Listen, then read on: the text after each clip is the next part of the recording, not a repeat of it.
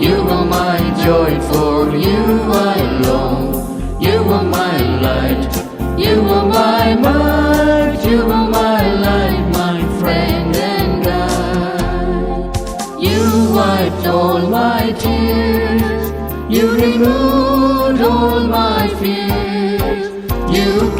from evil my soul these years, and to hear my pleas you inclined your ears. You are near, you are dear, you are my desire. You are near, you are dear, you are my desire. You are my strength, you are my song, you are my joy, for you I long. You are my light, you are my might, you are my life, my friend and guide. Lord, I'm in your hands, with your will do I stand. All things proceed from your loving hand, and my life amazingly you have planned. All that's mine, all that I, Lord, I owe to you. All that's mine, all that I, Lord, I owe to you. You are my strength, you are my song, you are my joy, for you I long. You are my light, you are my might, you are my life, my friend and guide.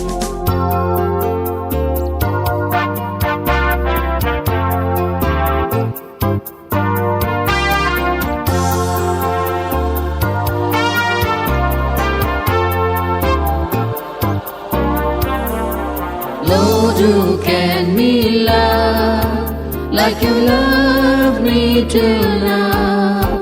Your love surpasses all human love, and it thrills my soul I cannot say how.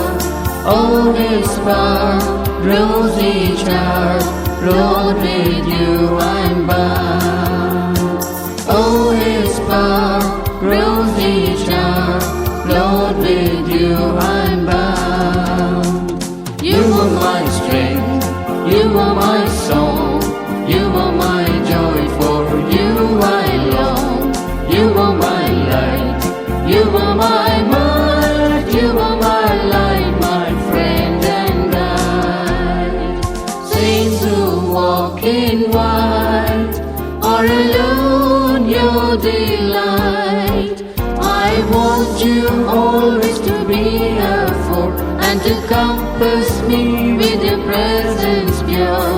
And moved I shall live, and be changed like you. And moved I shall live, and be changed like you. You are my strength, you are my song, you are my joy, for you I long. You are my light, you are my might, you are my light, you are my might, you are my life, my friend and guide.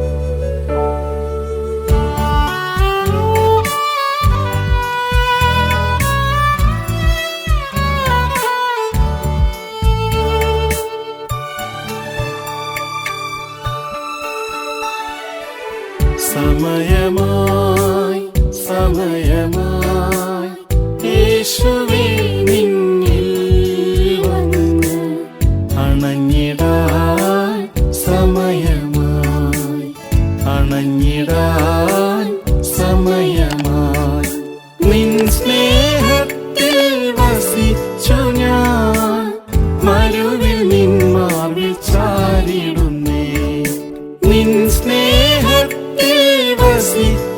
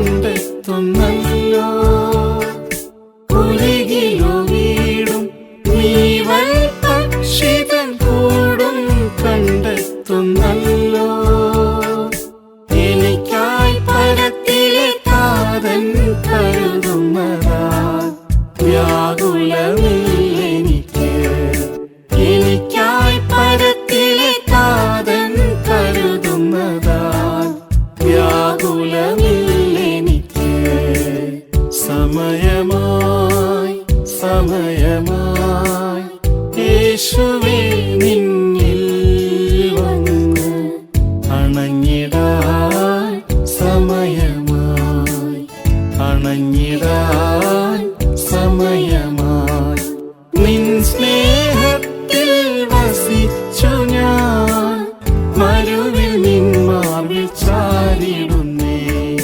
നിൻ സ്നേഹത്തിൽ വസിച്ചു ഞാൻ, മരുവിൽ നിൻ Marvel ചാരിടുന്നേ.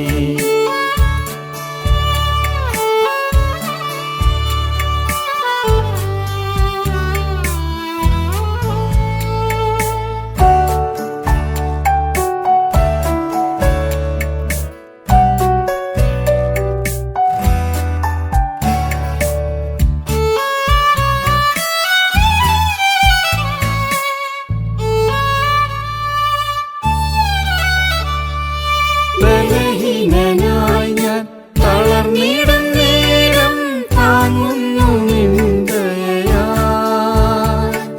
ബലഹീനനായി ഞാൻ തളർന്നിടും നേരം താങ്ങുന്നു നിൻ ദയയാൽ. വീഴാതെ ഇഹത്തിൽ വിശ്വാസത്തോർ പൊരുതാൻ വൻ കൃപ തന്നിടുന്നു. വീഴാതെ ഇഹത്തിൽ വിശ്വാസത്തോർ പൊരുതാൻ വൻ കൃപ തന്നിടുന്നു. സമയമായി സമയമായി യേശുവേ നിന്നിൽ വന്ന് അണഞ്ഞിടാൻ സമയമായി, അണഞ്ഞിടാൻ സമയമായി. നിൻ സ്നേഹത്തിൽ വസിച്ചു ഞാൻ, മരുവിൽ നിൻ മാർവിൽ ചാരിടുന്നേ. നിൻ സ്നേഹത്തിൽ വസിച്ചു ഞാൻ, മരുവിൽ നിൻ മാർവിൽ ചാരിടുന്നേ. ഞാൻ നിന്റെ ദൈവം, ഭയം തെല്ലും വേണ്ട, നിന്നോട് കൂടെയുണ്ട്. ഞാൻ നിന്റെ ദൈവം, ഭയം തെല്ലും വേണ്ട, നിന്നോട് കൂടെയുണ്ട്.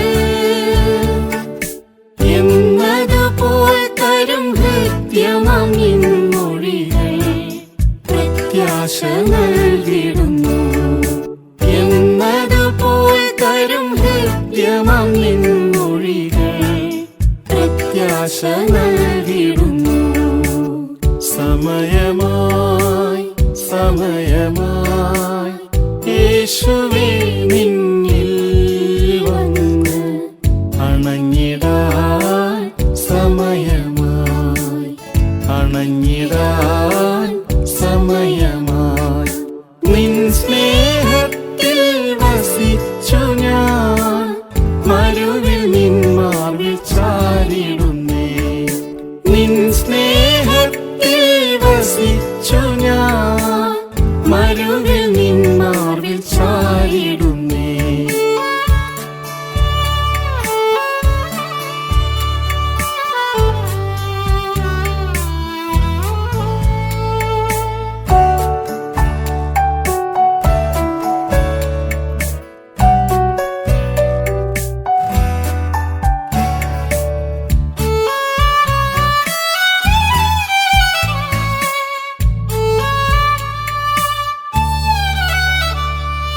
പറവയോ കൂട്ടിൽ അടയ്ക്കപ്പെട്ടതുപോൽ ഞരങ്ങുന്ന ആത്മാവുള്ളിൽ. പറവയോ കൂട്ടിൽ അടയ്ക്കപ്പെട്ടതുപോൽ ഞരങ്ങുന്ന ആത്മാവുള്ളിൽ. മൺഗേഹം പൊളിഞ്ഞിടും നേരം പറഞ്ഞെത്തും ഞാൻ, പ്രിയനേ നിൻ സവിധേ.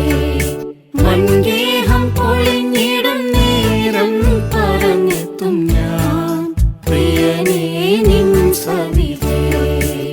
സമയമായി സമയമായി യേശുവേ നിന്നിൽ വന്ന് അണഞ്ഞിടാൻ സമയമായി,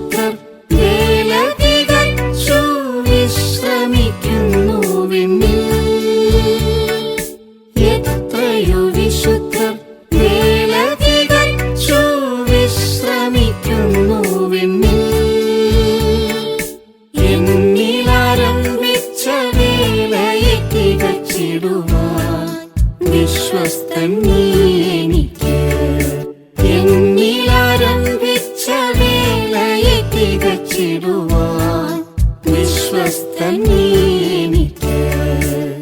സമയമായി സമയമായി യേശുവേ നിന്നിൽ വന്ന് അണഞ്ഞിടാൻ സമയമായി, അണഞ്ഞിടാൻ സമയമായി. നിൻ സ്നേഹത്തിൽ വസിച്ചു ഞാൻ, മരുവിൽ നിൻ മാർവിൽ ചാരിടുന്നേ. നിൻ സ്നേഹത്തിൽ വസിച്ചു ഞാൻ, മരുവിൽ നിൻ മാർവിൽ ചാരിടുന്നേ.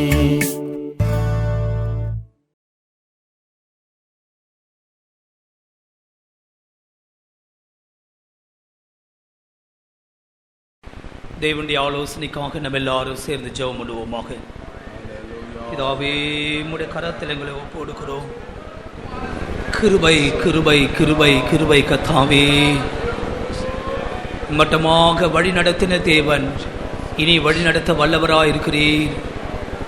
இதோ எங்களை அறிந்த தேவன் எங்களுக்கு தேவையான ஆலோசனை கொடுக்கும்படியாக நல்ல போதகராய் நீர் எழும்பும் உடைய இனிய வார்த்தைகள், உயிர்ப்பிக்கும் வார்த்தைகள், விசுவாசமுள்ள வார்த்தைகள் எங்களுக்கு கிடைக்கட்டும் கர்த்தாவே.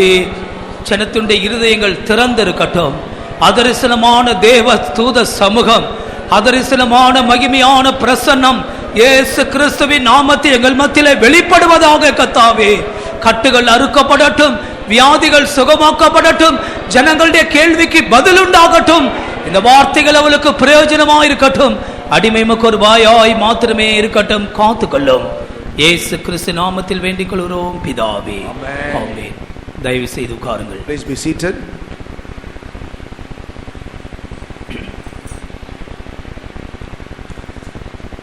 எத்தனையோ வாலிப பிள்ளைகள் தற்கால செய்தி தொடர்பு சாதனங்களினாலே தங்களுடைய ஜீவியத்தை கெடுத்து கொண்டிருக்கிறார்கள். There are countless young people that are getting their lives defiled or corrupted by means of modern modes of communication.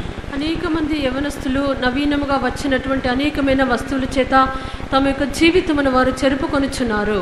உடைய பிள்ளைகள் யாருமே ஃபேஸ்புக்கில் அவர்கள் பதிவு செய்யக்கூடாது என்பதிலே நாங்கள் மிகவும் வாஞ்சியார். And that is one reason why we are of a great desire that none of your children should ever be registered with a Facebook. మీ యొక్క పిల్లల్లో ఎవరు కూడా ఫేస్బుక్ నందు తమ యొక్క పేరు ఎవరును నమోదు చేసుకొనకూడదు. ఇటువంటి విషయం అందు మేము ఆశ కలిగి ఉన్నాము. அப்படி யாராவது பதிவு செய்திருந்தால் நீங்கள் கிருபையிலிருந்து விழுந்து போனவர்கள் என்பதை உங்களுக்கு அறிவிக்கிறோம். In case any one of you are registered with a Facebook, we want to announce unto you that you have already been fallen from grace. దానిలో మీలో ఎవరైనా నమోదు చేసుకొని ఉండినట్లయితే మీరు కృపలో నుండి పడిపోయి ఉన్నారు. இளையவர்களோ முதியோர்களோ இந்த வார்த்தையை மறுபடியும் சொல்லுகிறேன்.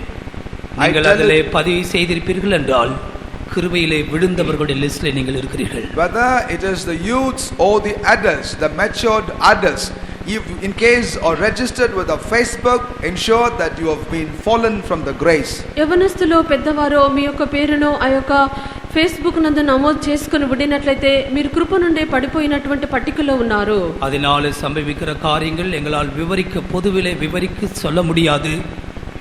வேதனையான விஷயங்கள் சபையிலே நடந்து கொண்டிருக்கிறது. For it is not expedient for us to explain as to what are the repercussions that take place because of this kind of registration of the people in the Facebook. But please listen to us. దాన్ని బట్టి జరిగినటువంటి కార్యములు అందరి ఎదుట మేము చెప్పలేము. దాన్ని బట్టి అనేకమైనటువంటి కార్యములు సంభవించుచున్నవి. ஆண்களையும் பெண்களையும் தேவன் வெவ்வேறு ரூபத்திலே சிருஷ்டித்தார். God has made men and women in a unique design. స్త్రీలను పురుషులను ప్రభు వేరు వేరు స్థితిలోనే సృష్టించిరి. இது ரெண்டும் பஞ்சம் நெருப்பும் போலதான். Both of these are like cotton and fire. Cotton and fire. పంచం నెరుపం. ఇవి రెండు ఈ యొక్క విషయమును మనము చూచినప్పుడు అదొక దూది అగ్ని వలనే కనిపించున్నవి. தேவையில்லாமல் கிட்ட நெருங்கினாலே பற்றி எரியும். Without any want, any need, if it come closer beyond a certain limit, there will be only fire. అనవసరముగా అవి దగ్గరికి చేరినట్లయితేనే అపాయం సంభవించుచున్నది. వివాహమాద వాలిబ பிள்ளைகளோ விவாகமானவர்களோ இந்த விஷயத்திலே கவனமாய் நடந்து கொள்ளுங்கள். தேவையில்லாத சம்பாஷணைகளை வெறுத்து விடுங்கள். பிற்பாடு பாவத்தில் விழுந்து போவதற்கு எதுவாயிருக்கும். Whether married or unmarried, please avoid unwanted and needless discussions, for if you encourage that, you will fall into some traps and that will lead to some disaster. వివాహము జరిగినటువంటి వారో లేక వివాహము కానివటువంటి వారో అనవసరమైనటువంటి మాటలు విన్నట్లయితే దయచేసి నిలిపివేయుడి. அப்படிப்பட்டவர்களுக்கு அக்கினியும் கந்தகமும் எரியதான கடல் நியமிக்கப்பட்டிருக்கிறது. And for such, only the sea of fire and brimstone await. అటువంటి వారి నిమిత్తము అగ్ని గంధకము మండించున్నటువంటి గుండము నియమించబడి ఉన్నది. இந்த காரியங்களை மனதிலே வைத்துக் கொள்ளுங்கள். உங்கள் பிள்ளைகளுக்கு அது இருக்கிறதா என்று பாருங்கள். கெட்டு போன பிற்பாடு எங்களிடத்தில் வர வேண்டாம். Please bear this in mind and ensure that your children are not part of that, and afterwards when they are corrupted thoroughly, if you come to us, it is of no use. ఇటువంటి కార్యములు దయచేసి మీ యొక్క మనసును అందించుకునండి. మీ యొక్క పిల్లలు చెడిపోయిన తర్వాత మా యుద్ధకు రాకూడదు. ஒரு ஆராய்ச்சி இப்படி சொல்லுகிறது, இந்த ஃபேஸ்புக்னு சொல்லுகிறது சாத்தானின் முகம் என்று சொல்லுகிறார்கள். சாத்தானின் முகம். There's a particular research and the researchers have concluded that Facebook is nothing but the face of Satan. కనిపెట్టినటువంటి వారు ఇలాగున తెలియపరుచున్నారు. ఇక ఫేస్బుక్ అని చెప్పినటువంటిది అది అపవాది యొక్క ఒక కాడి అయ్యున్నది. ஆண்டவருடைய முகத்தை காண வேண்டியவர்கள் பிசாசின் முகத்திலே ரெஜிஸ்டர் பண்ணியிருக்கிறது வெட்கக்கேடான காரியம். Those that are called to behold the face of God have registered themselves in the book of Satan or in the face of Satan, which is a shameful thing. దేవుని యొక్క ముఖమును వెదకవలసినటువంటి వీరు అపవాది యొక్క ఆ యొక్క పుస్తకమునందు తమ యొక్క పేరును నమోదు చేసుకొనిచున్నారు. இன்றைக்கு இந்த தூதின் தலைப்பு வீடுகள். Houses is the title for this day's message. నేడు మన యొక్క వర్తమానము ఇండ్లు ఉన్నవి. முதலாம் நாளாகமம் 17ஆம் அதிகாரம் 27ஆம் வசனம். First Chronicles chapter 17 verse 27. మొదటి దిన వృత్తాంతములు 17వ అధ్యాయము 27వ వాక్యము. 17:27. இப்போதும் உமது அடியானின் வீடு என்றைக்கும் உமக்கு முன்பாக இருக்கும்படிக்கு அதை ஆசீர்வதித்தருளினீர். கர்த்தராகிய தேவரீர் அதை ஆசீர்வதித்தபடியினால் அது என்றைக்கும் ஆசீர்வதிக்கப்பட்டிருக்கும் என்றான். Now therefore let it please thee to bless the house of thy servant, that it may be before thee forever. For thou blessest, O Lord, and it shall be blessed forever. ఇప్పుడు నీ దాసుని సంతతి నిత్యము నీ సన్నిధిని ఉండినట్లుగా దానిని ఆశీర్వదింపను అనుగ్రహించి ఉన్నావు. యెహోవా నీవు ఆశీర్వదించిన యెడల అది ఎన్నటికీ ఆశీర్వదింపబడి ఉండును.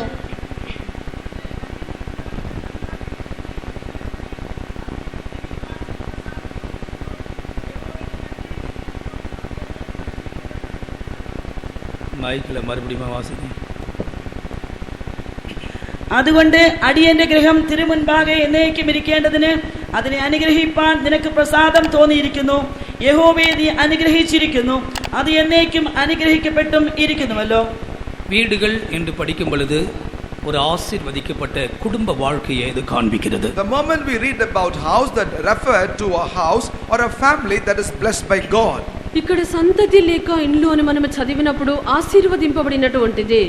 மனுஷன் தனிமையா இருப்பது நல்லதல்ல என்று சொன்ன தேவன் அவனுக்கு ஏற்ற ஒரு துணையை உண்டாக்கி கொடுத்தார். God who said it is not meet for man to be alone, also prepared a help meet for him. నరుడు ఒంటరిగా ఉండటం మంచిది కాదు అని చెప్పినటువంటి దేవుడు ఆయనకు తగినటువంటి సహాయకురాలను ఇచ్చెను. அவர்கள் குடும்பமாக சமாதானமாக ஒருவருக்கொருவர் நேசித்து அன்பு கூர்ந்து கீழ்ப்படிந்து ஜீவிக்க வேண்டும் என்று தேவன் விரும்பினார். And the Lord also desired that they might mutually love each other, be in submission and live together in a family as a family life. వారిద్దరును కృపచేత ఒకరిని ఒకరికి సహకారంగా ఉండి వారి కుటుంబమునందు సంతోషముగా సమాధానముగా జీవించవలసి ఉన్నది. அப்படிப்பட்டதான ஒரு பெரிய நோக்கத்தோடு தான் தேவன் நமக்கு குடும்பங்களை உண்டாக்குகிறார். It is with that kind of a lofty purpose God unto us had given family life. ఇటువంటి గొప్ప ఉద్దేశముతోనే ప్రభువు కుటుంబ జీవితమును మనకి ఇచ్చుచున్నారు. சிலரை சில தரிசனங்கள் கொடுத்து பிரதிஷ்டை பண்ணப்பட்ட முழுநேர ஊழியத்திற்காக வேறு வருகிறார். However, unto some he gives some special vision and then separate them that they might lead a consecrated ministerial life. కొందరినైతే ప్రభువు కొన్ని దర్శనములను ఇచ్చి ప్రతిష్ఠింపబడిన సేవ నిమిత్తము ప్రత్యేకించున్నారు. எல்லாருமே இந்த பிரதிஷ்டை பண்ணப்பட்ட ஊழியத்திற்காக தேவன் அழைக்கவில்லை. God does not call everyone unto this consecrated ministry. ప్రతి ఒక్కరిని దేవుడు ప్రతిష్ఠింపబడిన సేవ నిమిత్తము పిలువలేదు. தாயின் வயிற்றில் இருக்கும் பொழுதே வேறு பிரித்ததாகவும் உலக தோற்றத்திற்கு முன்னே முன்குறிக்கப்பட்டதாகும். அதை குறித்து நாம் படிக்கிறோம். About them we read that they have been earmarked even when they were in the mother's womb and have been separated even before the foundation of the world. దానిని గురించి మనము తల్లి గర్భములో పడినప్పుడే ప్రత్యేకింపబట్టను గురించి జగత్పునాది వేయబడక ముందే ప్రభువులను ఏర్పరచుకుంటను గురించి చదువుచున్నాము. மற்றபடி கர்த்தருடைய ஜனங்கள் அவர்கள் விவாகம் செய்து பிள்ளைகளை பெற்றெடுத்து சாட்சியாக ஒரு ஆசீர்வாதமான குடும்பமாக இருக்க வேண்டும் என்பதுதான் தேவனுடைய மனதில் இருக்கிற காரியம். Apart from them, what is in the mind of God is that the children of God will come together in the family life and lead a witnessing life and be a testimony for the glory of God's name. జనులు వివాహము చేసుకుని తమ యొక్క కుటుంబ జీవితం నందు బిడ్డలకు జన్మనిచ్చి ఆ యొక్క కుటుంబము ఆశీర్వాదకరమైన కుటుంబముగా ఉండవలెను. ஆனால் இப்படிப்பட்ட ஆசீர்வாதமான குடும்பமாய் இராதபடிக்கு பிசாசானவன் சில குடும்பங்களை கெடுத்து போடுகிறதை நாம் பார்க்கிறோம். Nonetheless, we are also able to see as to how lest certain families should be blessed by God, devil intercepts their family life and destroys them. ఇటువంటి ఆశీర్వాదకరమైనటువంటి కుటుంబముగా ఉండకుండానట్లుగా అపవాది కొన్ని కుటుంబములను అతడు చెడగొట్టుచున్నాడు. இந்த வீடுகள் என்று படிக்கும் பொழுது அது இரண்டாக பிரிக்கலாம். As we study about houses, the houses can be divided into two topics. ఈ యొక్క ఇండ్లు అని మనం చదివినప్పుడు దాన్ని రెండుగా విభజింపవచ్చును. ஒன்று விழுந்து போகிறதான வீடுகள். நன்றாக கவனிங்கள். எல்லாரும் தயவு செய்து இந்த செய்தியை கவனமாக கவனிக்கும்படி வேண்டிக் கொள்கிறேன். I request you all to pay much attention to this particular message. One is the fallen house. దయచేసి అందరూ మిక్కిలి జాగ్రత్తగా గమనించుడి. మొట్టమొదటిగా కూలిపోవునటువంటి ఇండ్లు. 5 విధங்களிலே வீடுகள் விழுந்து போவதாக வேதத்திலே படிக்கிறோம். In the Bible we read in 5 different ways houses are falling apart. 5 రీతిలో యొక్క ఇండ్లు పడిపోవచ్చున్నవి. அடுத்ததாக நிலைத்து நிற்கிற வீடுகள். And then we also will study about houses that stand. పిమ్మట నిలిచి ఉండినటువంటి ఇండ్లు. இந்த 2 பகுதிக்குள் போவதற்கு முன்பாக வீடுகளை குறித்து சில பொதுவான ஒரு 5 குறிப்புகளை கொடுக்கிறேன். Before we go into that deeper meditation, I would like to give you few general references about houses. ఈ యొక్క 2 కార్యములకు వెళ్ళటకు ముందుగా కొన్ని సామాన్యమైనటువంటి విషయములను 5 విషయములు చెప్పెదను. இந்த வசனங்களை வாசிக்க வேண்டாம், நானே வாசித்து சொல்லிவிட்டு போகிறேன். No time to read the scripture, but I will read it myself and move on. பிரசங்கியின் புத்தகம் 10ஆம் அதிகாரத்தின் 18ஆம் வசனத்தை படிக்கும் பொழுது, In the book of Ecclesiastes chapter 10 verse 18, மிகுந்த சோம்பலினால் மேல் மச்சு பழுதாகும். because of much slothfulness the bed will be defiled. ప్రసంగి 10వ అధ్యాయము 18వ వాక్యమందు సోమరితనం చేత ఇంటి కప్పు దిగబడిపోవును. கைகளின் நெகிழ்வினால் அல்லது ஒரு வேலையும் செய்யாதிருந்தால் அந்த வீடு ஒழுகுமாம். And through the idleness, which means doing nothing of the hands, the house droppeth through. చేతుల బద్ధకము చేత ఇల్లు కురియును. ஒழுக்கான வீடு, அந்த வீட்ல தங்க முடியாது. That house is a dripping house, in that no one could dwell. ఇల్లు కురియుచు ఉండినట్లయితే దానిలో ఎవరు కూడా నివసింపలేరు. ஒரு வேலையும் செய்யாமல் சோம்பேறித்தனமாய் ஜீவிப்பார்கள் என்றால் அந்த வீடு ஒரு ஒழுக்கான வீடு போலதான் ஒழுகிக் கொண்டே இருக்கும். If there would be lazy people doing nothing through their hands, then that house will be a dripping house. దేన్ని కూడా చేయకుండా సోమరివారిగా జీవించినట్లయితే కురియునటువంటి ఇల్లు వంటి వారు. நீதிமொழிகள் 15ஆம் அதிகாரம் 25ஆம் வசனத்திலே அகங்காரியின் வீடு, அந்த வீடு கர்த்தர் அதை பிடுங்கி போடுவாராம், அழித்து போடுவாராம். Also, as we read Proverbs 15 verse 25, the Bible says the Lord will destroy the house of the proud. సామెతలు 15వ అధ్యాయము 25వ వాక్యమందు గర్విష్ఠుడి ఇల్లు యెహోవా పెరికివేయును. பெருமைக்காரனாக நீ வாழ்வாய் என்றால் உன்னுடைய வீடு அது தேவனாலவே அழிக்கப்பட்ட வீடாய் போல இருக்கும். If you lead a life of pride and a proudful life, then your house will be destroyed by God himself. నీవు గర్వము గల వ్యక్తిగా ఉండినట్లయితే ప్రభువే యొక్క ఇల్లును నిన్ను ఆయనే పెరికివేయుచున్నారు. 27ஆம் வசனம், அதே அதிகாரம் 27ஆம் வசனம், பொருளாசைக்காரன் தன் வீட்டை கலைக்கிறான். In the same chapter verse 27, he that is greedy of gain troubleth his own house. ఆ యొక్క అధ్యాయము 27వ వాక్యమందు లోబి తన ఇంటి వారిని బాధపెట్టును. ஆகான் பொருளாசைக்காரன், எனவே அவனுடைய வீடு முழுதும் கலங்கிக் கொண்டிருந்தது. Achan was a covetous person. As a result of that, his house was in trouble. ఆకాను ఒక లోబి అయ్యున్నాడు, అందుచేత తన యొక్క ఇంటి వారందరినీ బాధపరచెను. அதே வசனத்தில் பரிதானங்களை வெறுக்கிறவனு பிழைப்பான், லஞ்சம் வாங்காமல் ஊழியம் செய்கிறவன் வேலை செய்கிறவன் பிழைப்பான். And at the same time, in the same verse, it's also mentioned that he that hateth gifts and bribe shall live. అదే సమయమందు లంచం నసహించుకున్నవాడు బ్రతుకును, లంచము తీసుకొనకుండా ఉండినటువంటి వారు బ్రతుకుదురు. நீ பொருளாசைக்காரனா இருந்தால் உன்னுடைய குழப்பத்தை உன்னுடைய குடும்பத்தை நீ குழப்பி கொண்டிருக்கிறாய் என்பது அதன் அர்த்தம். If you are a covetous person, the meaning thereof is that you are troubling your family yourself. నీవు లోభత్వము కలిగినటువంటి వ్యక్తిగా ఉండినట్లయితే నీ యొక్క ఇంటి వారిని నీవే బాధపరుచున్నావు. 14ஆம் அதிகாரம் 11ஆம் வசனத்தில் துன்மார்க்கருடைய வீடு ஓவர்த்ரோன், அதாவது கவிழ்க்கப்பட்டு எரிந்து போடப்படுமா. And also in the 14th chapter verse 11 it says the house of the wicked shall be overthrown. 14వ అధ్యాయము 11వ వాక్యమందు భక్తిహీనుల ఇల్లు నిర్మూలమగును. நீ உன் துன்மார்க்கமாய் இருந்தால் உன் வீடு எரிந்து போடப்பட்ட ஒன்றை போல இருக்கும்.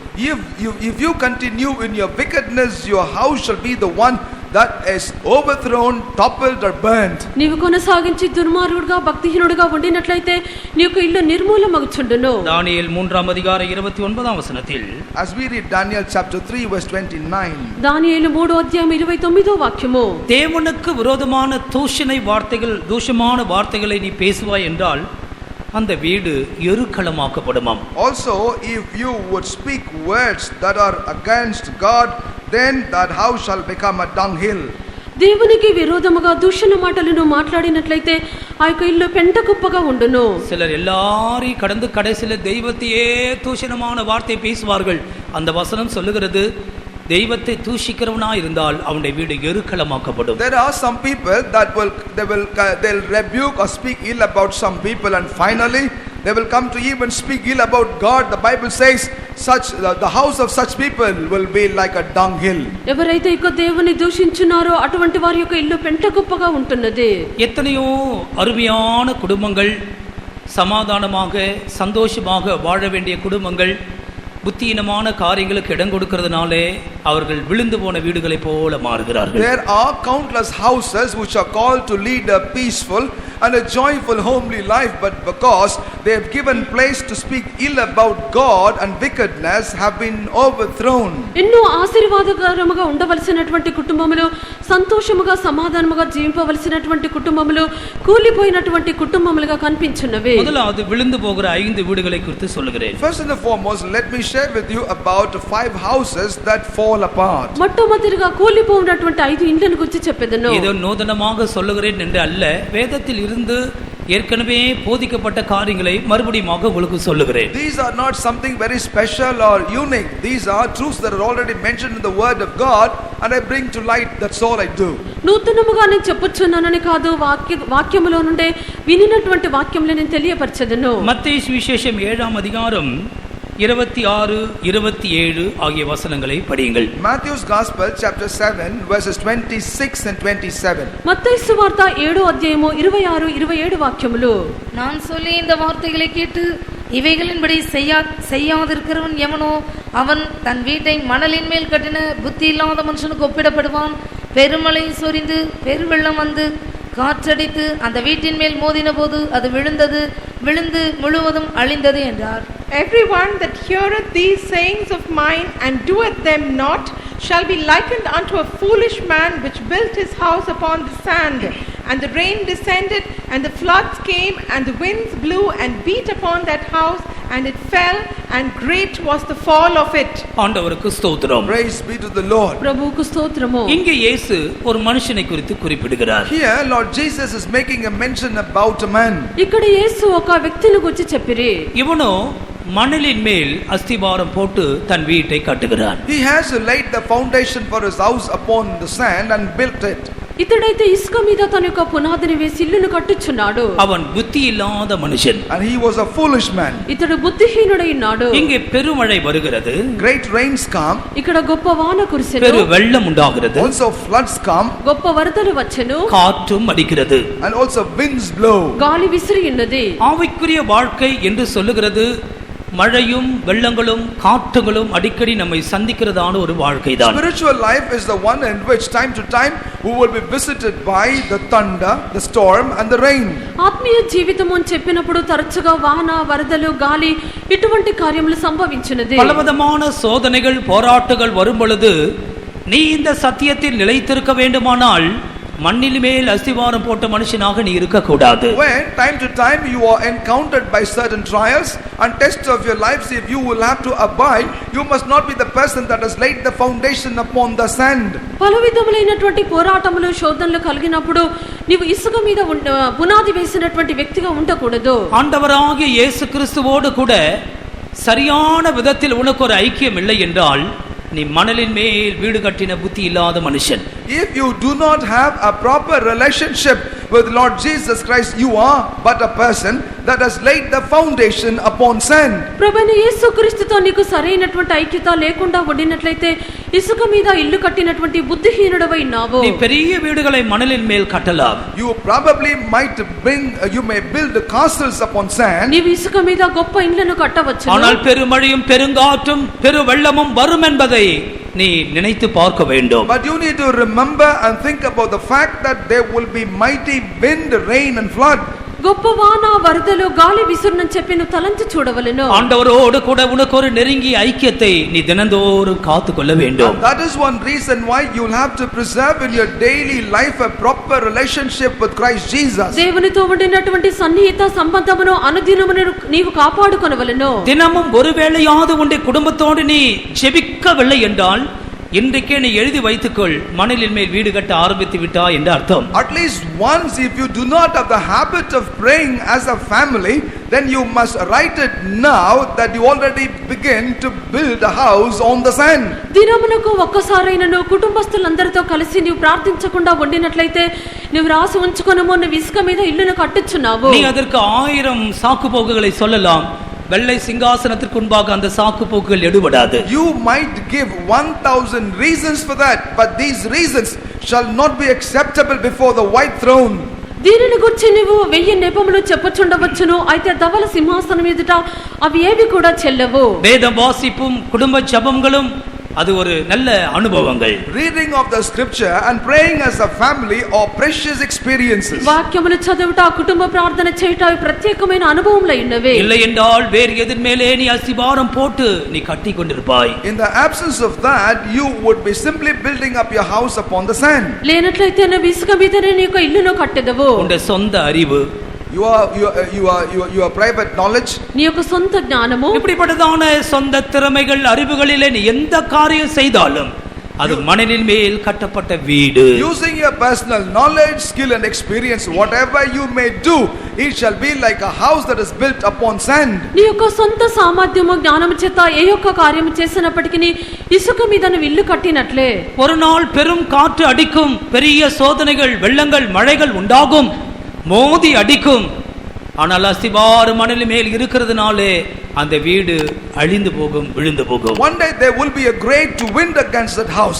There will be mighty rain on that house, and there will be flood against it on that day, because the house's foundation was laid upon sand. It cannot stand anymore, but it will fall apart. ఒక దినంన గొప్ప వాన వరదలు వచ్చును, ఆ ఇంటి మీద గాలి విసురును, ఆ యొక్క ఇల్లు ఇసుక మీద కట్టబడి ఉన్నది కనుక అది కూలిపోవచ్చున్నది. இரண்டாவதாக ஒரு வீடை குறித்து சொல்லுகிறேன். And secondly, let me share with you about another house. రెండవదిగా మరొక ఇల్లును గురించి చెప్పెదను. న్యాయాధిపతిகள் 16 அதிகாரம் 29, 30 ஆகிய வசனங்கள். Book of Judges chapter 16 verses 29 and 30.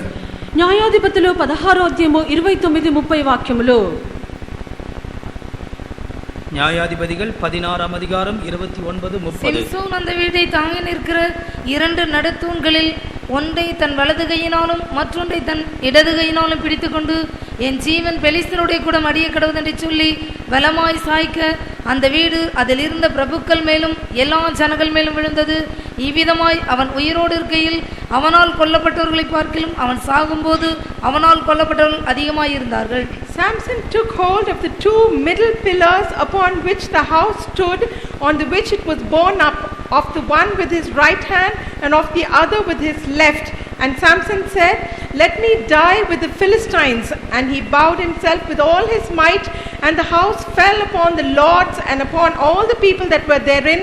So the dead which he slew at his death were more than they which he slew in his life. இங்கே ஒரு விழுந்த வீடை குறித்து படிக்கிறோம். Here we read about another fallen house. ఇక్కడ పడిపోయినటువంటి మరొక ఇల్లును గురించి చదువుచున్నాము. இந்த வீட்டை 2 தூண்கள் தாங்கிக் கொண்டிருந்தது. And this house was held up by 2 pillars. ఈ యొక్క గుడికి 2 ఆధారముగా 2 స్తంభములు ఉండెను. இங்கே ஒரு மனுஷன் அந்த 2 தூண்களையும் ஏக பலமாக தள்ளி அதை கவிழ்த்து போடுகிறான். Here we note that a man with all his might pushed the pillars off and made the house to crumble. ఇక్కడ యొక్క 2 స్తంభములను ఒక వ్యక్తి తనకుండినటువంటి బలముతో రెండింటిని పడగొట్టెను. சில வேளையில் அந்த வீட்டையே தாங்கிக் கொண்டிருக்கிற தூண்களை போல சில அனுபவங்களை தேவன் நமக்கு தந்திருப்பார். In certain occasions God would have given unto us an experience that would hold the house like pillars. కొన్ని సమయములందు యొక్క ఇంటిని భరించినటువంటి స్తంభముల వంటి అనుభవములను ప్రభువు మనకి ఇచ్చున్నారు. ఉదాహరణமாக అன்பை எடுத்துக்கொள்ளுவோம். For example, we might consider love. ఉదాహరణకు ప్రేమను తీసుకొనుడి. 1 కొరింథీయர் 13 அதிகாரம் 7 வசனத்தில் அன்பு சகலத்தையும் தாங்கும் என்று சொல்லப்பட்டிருக்கிறது. For instance, as we read 1 Corinthians chapter 13 verse 10, the Bible says, "Love sustaineth all things." మొదటి కొరింథీ 13వ అధ్యాయము 7వ వాక్యమందు ప్రేమ సమస్తమును ఓర్చును. ஒரு தேவ பிள்ளையுடைய வீட்டிலே தாங்கிக் கொண்டிருக்கிற எல்லாவற்றையும் தாங்கிக் கொண்டிருக்கிற ஒரு பில்லர் தான் அன்பு. In the house of God there is one thing that support everything else is love. ఒక దేవుని బిడ్డ యొక్క ఇంటిలో సమస్తమును తాళునది ప్రేమ ఉన్నది. ஒருவருக்கு அன்பா இருக்க வேண்டும். There should be mutual love. ఒకరి ఎడల ఒకరు ప్రేమ కలిగి ఉండవలెను. மனைவியின் மேல் புருஷன் அன்பா இருக்க வேண்டும். The husband will have to have love upon his wife. భార్య మీద భర్త ప్రేమ కలిగి ఉండవలెను. பிள்ளைகளிடத்தில் அன்பா இருக்க வேண்டும். He should be loving with the children. పిల్లల యందు ప్రేమ కలిగి ఉండవలెను. ஆனால் சில சந்தர்ப்பங்களில் சில அந்நிய அன்புகள் உள்ளே வரும் பொழுது தாங்கிக் கொண்டிருக்கிற அந்த பில்லரை அவர்கள் சொந்த கையிலேயே தள்ளி விடுகிறார்கள். But on certain occasions when the strange love invade, the very pillar that they are supporting or holding, they will weaken and pull. కొన్ని అన్య ప్రేమలు లోపల ప్రవేశించినప్పుడు ఆధారముగా ఉండినటువంటి ఆ యొక్క స్తంభమును వారే కదిలించున్నారు. உங்களுடைய குடும்பத்திலே நீங்கள் தெய்வீக அன்புள்ள மனுஷரா இருக்கிறீர்களா? Are you people of divine love in your families? మీ యొక్క కుటుంబమునందు మీరు దైవికమైన ప్రేమ కలిగి ఉన్నారా? அன்பா இருக்க வேண்டும் என்று வேதம் சொல்லுகிறது. The Bible says we must be loving.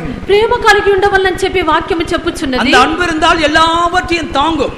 If there is love, that love will tolerate, endure all things. ప్రేమ ఉండినట్లయితే సమస్తమును భరించుదురు. பாருங்கள், இந்த பில்டிங்கில் இருக்கிற பில்லரை போல கிறிஸ்தவ வாழ்க்கையிலே குடும்பத்திலே தெய்வீக அன்பு ஒரு பில்லரை போல அத்தனை பாரத்தையும் தாங்கி சகிக்கிறது. Look at the pillars in this hall as to how the pillar is supporting the entire building in the same way. If you have the pillars of love in your house, then that will endure and support all things within the family.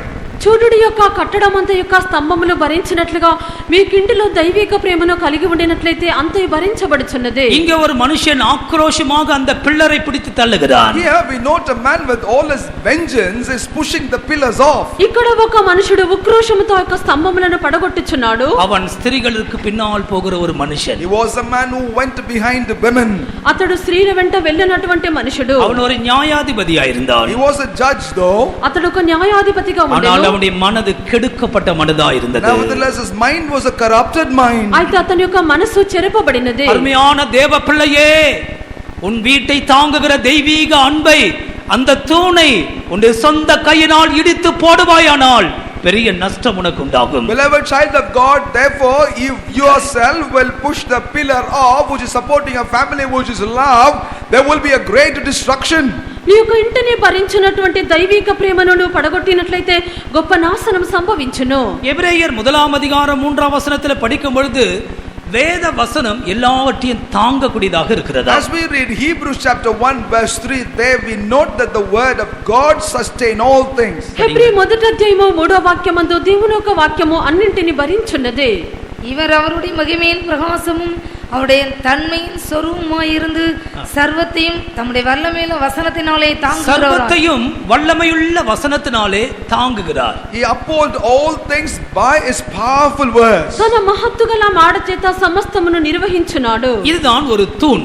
This is a pillar. ఇది ఒక స్తంభమై ఉన్నది. வேத வசனத்தை வாசித்து வேதத்திற்கு முக்கியத்துவம் கொடுக்கிறவருடைய குடும்பங்களிலே அந்த வேதம் ஒரு பெரிய தூணை போல எல்லாவற்றையும் தாங்கிக் கொண்டிருக்கிறது. A family that reads the word of God and give preeminence to the word of God within will be supported and endured by that very word. దేవుని యొక్క వాక్యమును చదివి ధ్యానించి దాని ప్రకారం ఎవరైతే జీవించున్నారో అటువంటి వారి యొక్క కుటుంబములను దేవుని యొక్క మహత్తుగల మాట అది భరించున్నది. வேத வசனத்தை வாசித்து தியானித்து ஜீவிக்க வேண்டிய நீ வேதத்தை மறந்துவிட்டு கதை புத்தகங்களும் பலவிதமான காரியங்களை படித்து இருப்பாயானால் அந்த தாங்கின வேத வசனம் அந்த தூணை நீ தள்ளி போட்டாய் என்று அர்த்தம். After you are called to read the word of God and meditate the word of God, leaving that behind, if you start reading the storybooks and the novels, you shall be the person by will have pushed the pillar that had been supporting your family so that your family would be able to stand. దేవుని యొక్క వాక్యమును చదివి ధ్యానించవలసినటువంటి నీవు ఇతర కథల పుస్తకములు చదువుతూ ఉండినట్లయితే నీ కుటుంబమును భరించినటువంటి దానిని నీవే పడగొట్టుచున్నావు. ஒரு வீட்டுக்கு போயிருந்தேன். I had been to a house. ఒక ఇంటికి వెళ్ళి ఉన్నాను. எந்த வீடு யார் வீடு எல்லாம் ஆராய்ச்சிக்கு போகாதீங்க, சொல்றதை விளங்கிக் கொள்ளுங்கள். Just do not attempt to discover as to what is the house that I am trying to refer to, but try to understand what I am saying. ఎవరి ఇల్లు అని మీరు తెలుసుకుంటూ వెళ్ళకూడదు, నేను చెప్పునది గమనించండి. அந்த குறிப்பிட்ட நபர் உட்கார்ந்த கட்டல் முழுவதும் மாத பத்திரிகைகள். The particular person that I visited had a cot full of monthly. பேர் சொல்லுங்க. மாத பத்திரிகை குமுதம், கல்கி, கல்கண்டு. Like Kumudam, Kalki, Kalkandu and other journals. Ananda Vikatan. Ananda Vigadan. எல்லாம் அப்படி மெத்தை மாதிரி இருக்கு. Now that was like a bed for him already. ఆ యొక్క గుర్తింపబడినటువంటి వ్యక్తి మంచమునందు చూచినప్పుడు ఇతర వార్తా పత్రికలు ఇతర పుస్తకములు అధికంగా కనిపించున్నవి. அந்த కబోర్డ్ல நம்முடைய மேகசின் வந்த மாதிரி பரிதாபமா கவர்லயே உட்கார்ந்துட்டு இருக்கு. And there also is our magazine, but all intact, the way it had arrived, unopened. ఆ యొక్క కబోర్డ్ లో చూచినప్పుడు మన యొక్క మాసపత్రిక అది ఇంకా కవర్ లోనే అక్కడ ఉన్నది. அவர்கள் வயதானவர்களா இருந்ததினாலே நான் ஒன்று சொல்லாமல் திரும்பி வந்தேன். Because they are very seniors in age, I did not say anything, but I returned grief. వారు పెద్దవారు ఉన్నారు గనుక నేను ఏమీ చెప్పకుండా వచ్చినాను. உன்னுடைய வீடு தூணால் தூண் இடிக்கப்பட்ட வீடு. Your house is, however, is a house without pillar. నీ యొక్క ఇల్లు స్తంభము పడగొట్టబడినటువంటి ఇల్లు. பொறுப்பாக கவனிங்கள். நீங்களும் உங்களுடைய குடும்பத்தாரும் வேத வசனத்திற்கு ஒத்த வாழ்க்கை இருக்குமானால் இந்த வேதம் உன் குடும்பத்தை தாங்கும், சுமக்கும். Please listen to this very, very carefully. If you are leading a life in alignment with the word of God, then the word of God will support your family. మీ కుటుంబము మీ జీవితము దేవుని యొక్క వాక్యమును చదివి ధ్యానించి ఉండినట్లయితే ఈ యొక్క దేవుని యొక్క వాక్యము మీ కుటుంబమును భరించున్నది. இந்த வேதத்தை நீ புறமே தள்ளிவிட்டு ரட்சிக்கப்படாத மனுஷர்கள் எழுதுகிறதான கதை புத்தகங்களும் வீணான காரியங்களையும் படித்து திளைத்திருப்பாயானால் இந்த பிள்ளரை உன் சொந்த கையிலே தள்ளி போட்டாய், அந்த வீடு அழிந்து போகும். Leaving this word of God, the Bible aside, and read books and novels written by those people that are not saved, that shall equal to the fact that you yourself are destroying the pillars which will subsequently destroy your house. ఈ యొక్క వేద గ్రంథమును నీవు చదవకుండా రక్షణ లేనటువంటి మనుషులు రాసినటువంటి కథల పుస్తకములు ఇతర పుస్తకమును చదువుతూ ఉండినట్లయితే నీకు ఇంటికి ఆధారముగా ఉండినటువంటి స్తంభములను నీవు పడగొట్టుచున్నావు. எனக்கு செய்தித்தாள் வாசிப்பது பிரியம். I do like to read the newspaper. నాకు వార్తా పత్రికలు చదువుట. ஆனால் என்றைக்கெல்லாம் வாசிப்பேனோ அன்றைக்கு வேதத்துக்கு துரோகம் பண்ணுகிறது போல உணர்வு ஏற்பட்டது. But whenever I read the newspaper and all those days I felt as if I betrayed the word of God. ఎప్పుడైతే వార్తా పత్రికలు నేను చదివినానో అప్పుడంతయు దేవుని యొక్క వాక్యములకు నేను ద్రోహం చేస్తున్నట్లుగా తోచిన్నది. కన్ను తెరియ మట్టుదానే ఇది படிக்க முடியும். Only until you are able to see and have vision will be able to read it. కను దృష్టి ఉండినంత వరకే కదా చదివేదము. இந்த வேதத்தை நேசித்து அந்த பேப்பரை விடுவதற்கு கர்த்தர் கிருபை கொடுத்தார். Then the Lord helped me that I would be able to love the word of God more and forsake the newspaper. ఈ యొక్క వాక్యమును ప్రేమించి ఆ యొక్క వార్తా పత్రికలు వదిలిపెట్టుటకు దేవుడు కృపనిచ్చాడు. அன்னையில் இருந்து மிகவும் ஆசையோடு இந்த பைபிளை வாசித்து வருகிறேன். From that day forward, with a great desire, I am reading the Holy Bible. ఆ యొక్క దినం నుండి మిక్కిలి ఆశతో యొక్క బైబిల్ని నేను చదువుచున్నాను. அப்போது கிடைக்கிறதான என் இருதயத்தில் விழுகிற வார்த்தை தான் அவ்வப்போது உங்களுக்கு கொடுத்து வருகிறேன். And then when I read like that, whatever is the revelation revelation and the holy seed God give unto me. That is what I'm sharing with you. ప్రభు నాకు ఇచ్చినటువంటి ఒక పరిశుద్ధ ప్రకటనలే నేను మీకు చెప్పుచున్నాను. இந்த வேதம் எனக்கு போதும் என்று கிருபையினாலே தீர்மானித்திருக்கிறேன். And by grace I have determined that the word of God is sufficient for me. దేవుని యొక్క వాక్యము నాకు చాలునని చెప్పి కృప చేత తీర్మానించినాను. ஆண்டவருக்கு மகிமை உண்டாகட்டும். Glory be to God. దేవునికి మహిమ కలుగును గాక. நீ தூண்களை தள்ளி போட்டால் வீடு உன்மேல் விழுந்து போகும். If you would push the pillars off, then the house shall crumble on you. నీవు స్తంభములను త్రోసివేసినట్లయితే ఇల్లు నీ మీదనే పడిపోవును. அதுபோல பரிசுத்தவானுடைய ஐக்கியம், In the same manner is the fellowship of the saints of God. ఆ రీతిగానే పరిశుద్ధుల యొక్క సహవాసము. இப்படி நாம் கூடி வருகிறதான பகுதிகள் ஐக்கியம் இதெல்லாம் நமக்கு ஒரு தூண்களை போல. Our fellowship congregation together such as this also is like a pillar unto us. మనం ఇలాగున సమకూడి వచ్చుట ఇవన్నీ మనకు ఒక స్తంభముల వంటివి. நீ அவசரப்பட்டு இதை தள்ளி போட்டால் அந்த வீடு உன்மேல் விழுந்து போகும். In haste, if you would push these pillars off, then the house will fall on you. నీవు తొందరపడి ఆ స్తంభములను త్రోసివేసినట్లయితే ఆ ఇల్లు నీ మీదనే పడిపోవును.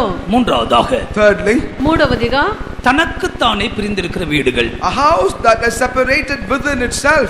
తనకు తానే వేరైపోయినటువంటి ఇల్లు. லூக்காஸ் விசேஷம் 11ஆம் அதிகாரத்துக்கு வரும் பொழுது, As we come to Luke's Gospel, chapter 11, లూకా సువార్త 11వ అధ్యాయమునకు వచ్చినప్పుడు 17ஆம் வசனம், verse 17. 17వ వాక్యము. அவர்களுடைய சிந்தனைகளை அவர் அறிந்து அவர்களை நோக்கி, தனக்குத்தானே விரோதமாய் பிரிந்திருக்கிற எந்த ராஜ்யமும் பாழாய்ப்போம், தனக்குத்தானே விரோதமாய் பிரிந்திருக்கிற எந்த வீடும் விழுந்து போம். He, knowing their thoughts, said unto them, Every kingdom divided against itself is brought to desolation, and a house divided against a house falleth.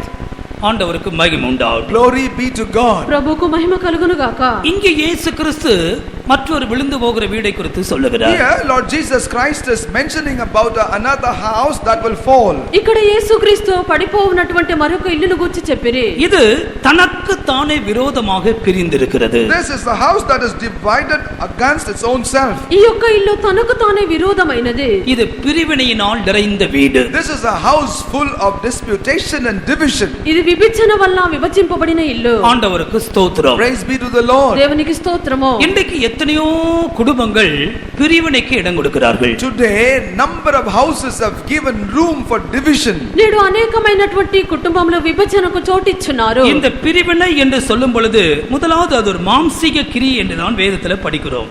As we read about or meditate about division, we first know in the Bible that it is carnal. ఇక విభజన అని చెప్పినప్పుడు మొట్టమొదటిది శరీర క్రియ ఉన్నది. கலாத்தியர் 5ஆம் அதிகாரத்தின் 20ஆம் வசனத்திலே 19-20 படிக்கும் பொழுது மாம்சத்தின் கிரிகளிலே வருகிற ஒரு பகுதிதான் பிரிவினைகள், சண்டைகள். Galatians, as we read verses 19 and 12, chapter 5, verses 19 and 20, there we note that divisions and disputations comes because of carnality. గలతీ 5వ అధ్యాయము 20-21 వాక్యములందు చదివినప్పుడు కలహము భేదములై ఉన్నవి. ஒரு தேவனுடைய பிள்ளை பிரிவினைக்கு இடம் கொடுத்தால் அவன் மாம்சீக கிரிகளுக்கு இடம் கொடுக்கிறார் என்று அர்த்தம். If a child of God give any room for division, that means that he or she is giving room for the work of flesh in the life. ఒక దేవుని యొక్క బిడ్డ యొక్క భేదముల విభజనలకు చోటిచ్చినట్లయితే వారి శరీర క్రియలకు చోటిచ్చున్నారు. కొరింథీ సభయాரை குறித்து పౌలు சொல்லும் பொழுது, As Paul was writing about the Corinthian church, కొరింథీ సంఘమును గురించి పౌలు చెప్పినప్పుడు 11ஆம் அதிகாரம் 18ஆம் வசனத்திலே, as we read chapter 11 verse 18, 11వ అధ్యాయము 18వ వాక్యమందు చదివినప్పుడు, முதலாவது நீங்கள் சபையிலே கூடி வந்திருக்கும் பொழுது உங்களில் பிரிவினைகள் உண்டு என்று கேள்விப்படுகிறேன். first of all, when you come together in the church, I hear that there are divisions among you. మొదటగా మీరు సంఘమందు కూడి ఉండినప్పుడు మీలో కక్షలు విభజనలు కలవని వినుచున్నాను. அதில் சிலவற்றை நம்புகிறேன். I partly believe in some. కొంత మట్టుకు ఇది నిజమని నమ్ముచున్నాను. தேவ சமூகத்திலே கூடி வரும் பொழுது இங்கேயும் கூட சில பிரிவினைகளை இவர்கள் காட்டுகிறார்கள். We gather together in the assembly of God, but even there they have displayed some amount of division. దేవుని యొక్క సన్నిధానమునకు సమకూడి వచ్చినప్పుడు ఇక్కడ కూడా మీలో మీ మధ్యలో కక్షలు విభజనలు కనిపించును. எனவேதான் 17ஆம் வசனத்தில் அவர் என்ன சொல்லுகிறார்? And that is the reason why in verse 17 he says, కావున 17వ వాక్యమందు ఆయన ఏం చెప్పిరి? நீங்கள் கூடி வருதல் நன்மைக்கு ஏதுவாயிராமல் தீமைக்கு ஏதுவா இருக்கிறதே. Therefore you are coming together is not for better but for the worse. మీరు కూడి వచ్చుట ఎక్కువ కీడుకే గాని ఎక్కువ మేలుకు కాదు.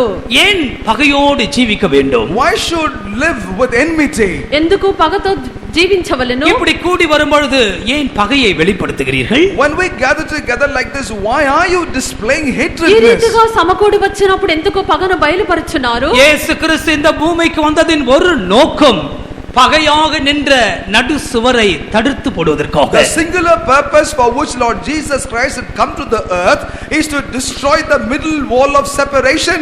యేసుక్రీస్తు యొక్క భూమిలకు వచ్చుటకు ఒక కారణము పగగా ఉండినటువంటి ద్వేషముగా ఉండినటువంటి దాన్ని పడగొట్టుటకు. எபேசியர் 2:14 படிக்கும் பொழுது ஆண்டவருக்கும் மனுஷனுக்கும் இடையாக ஒரு பகையாக ஒரு மதில் சுவர் இருக்கிறதாக நாம் பார்க்கிறோம். As we read Ephesians chapter 2 verse 14, that there was a middle wall which was a partition and that was a separation between us and our God. ఎఫెసీ 2:14 దేవునికి మనుషులకు మధ్య ఒక ద్వేషము పగ మధ్య గోడగా కనిపించున్నది. இயேசு கிறிஸ்து இந்த பகையை தகர்த்து போட்டார். Lord Jesus Christ destroyed this separation. యేసుక్రీస్తు యొక్క ద్వేషమును ఆయన బ్రద్దలు చేసిరి. அவரை பின்பற்றுகிறவர்கள் பகை உணர்வு இல்லாத கிறிஸ்தவர்களாக ஜீவிக்க வேண்டும். Therefore they that follow him must be Christians that do not have any enmity or hatredness. ఆయన వెంబడించినటువంటి వారి యొక్క పగ ద్వేషము లేనటువంటి వారిగా జీవించవలెను. நீ பகையை ரகசியமாக வைத்திருப்பாயானால்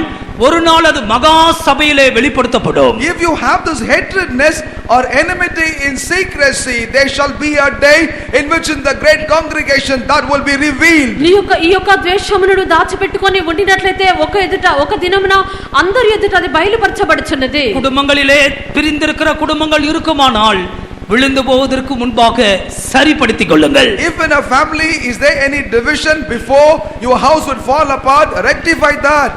విభజింపబడినటువంటి కుటుంబములు ఉండినట్లయితే అవి నశించిపోకముందే మీరు సమాధానపడుడి. ஜெபத்திலே ஒன்றாக இருங்கள்.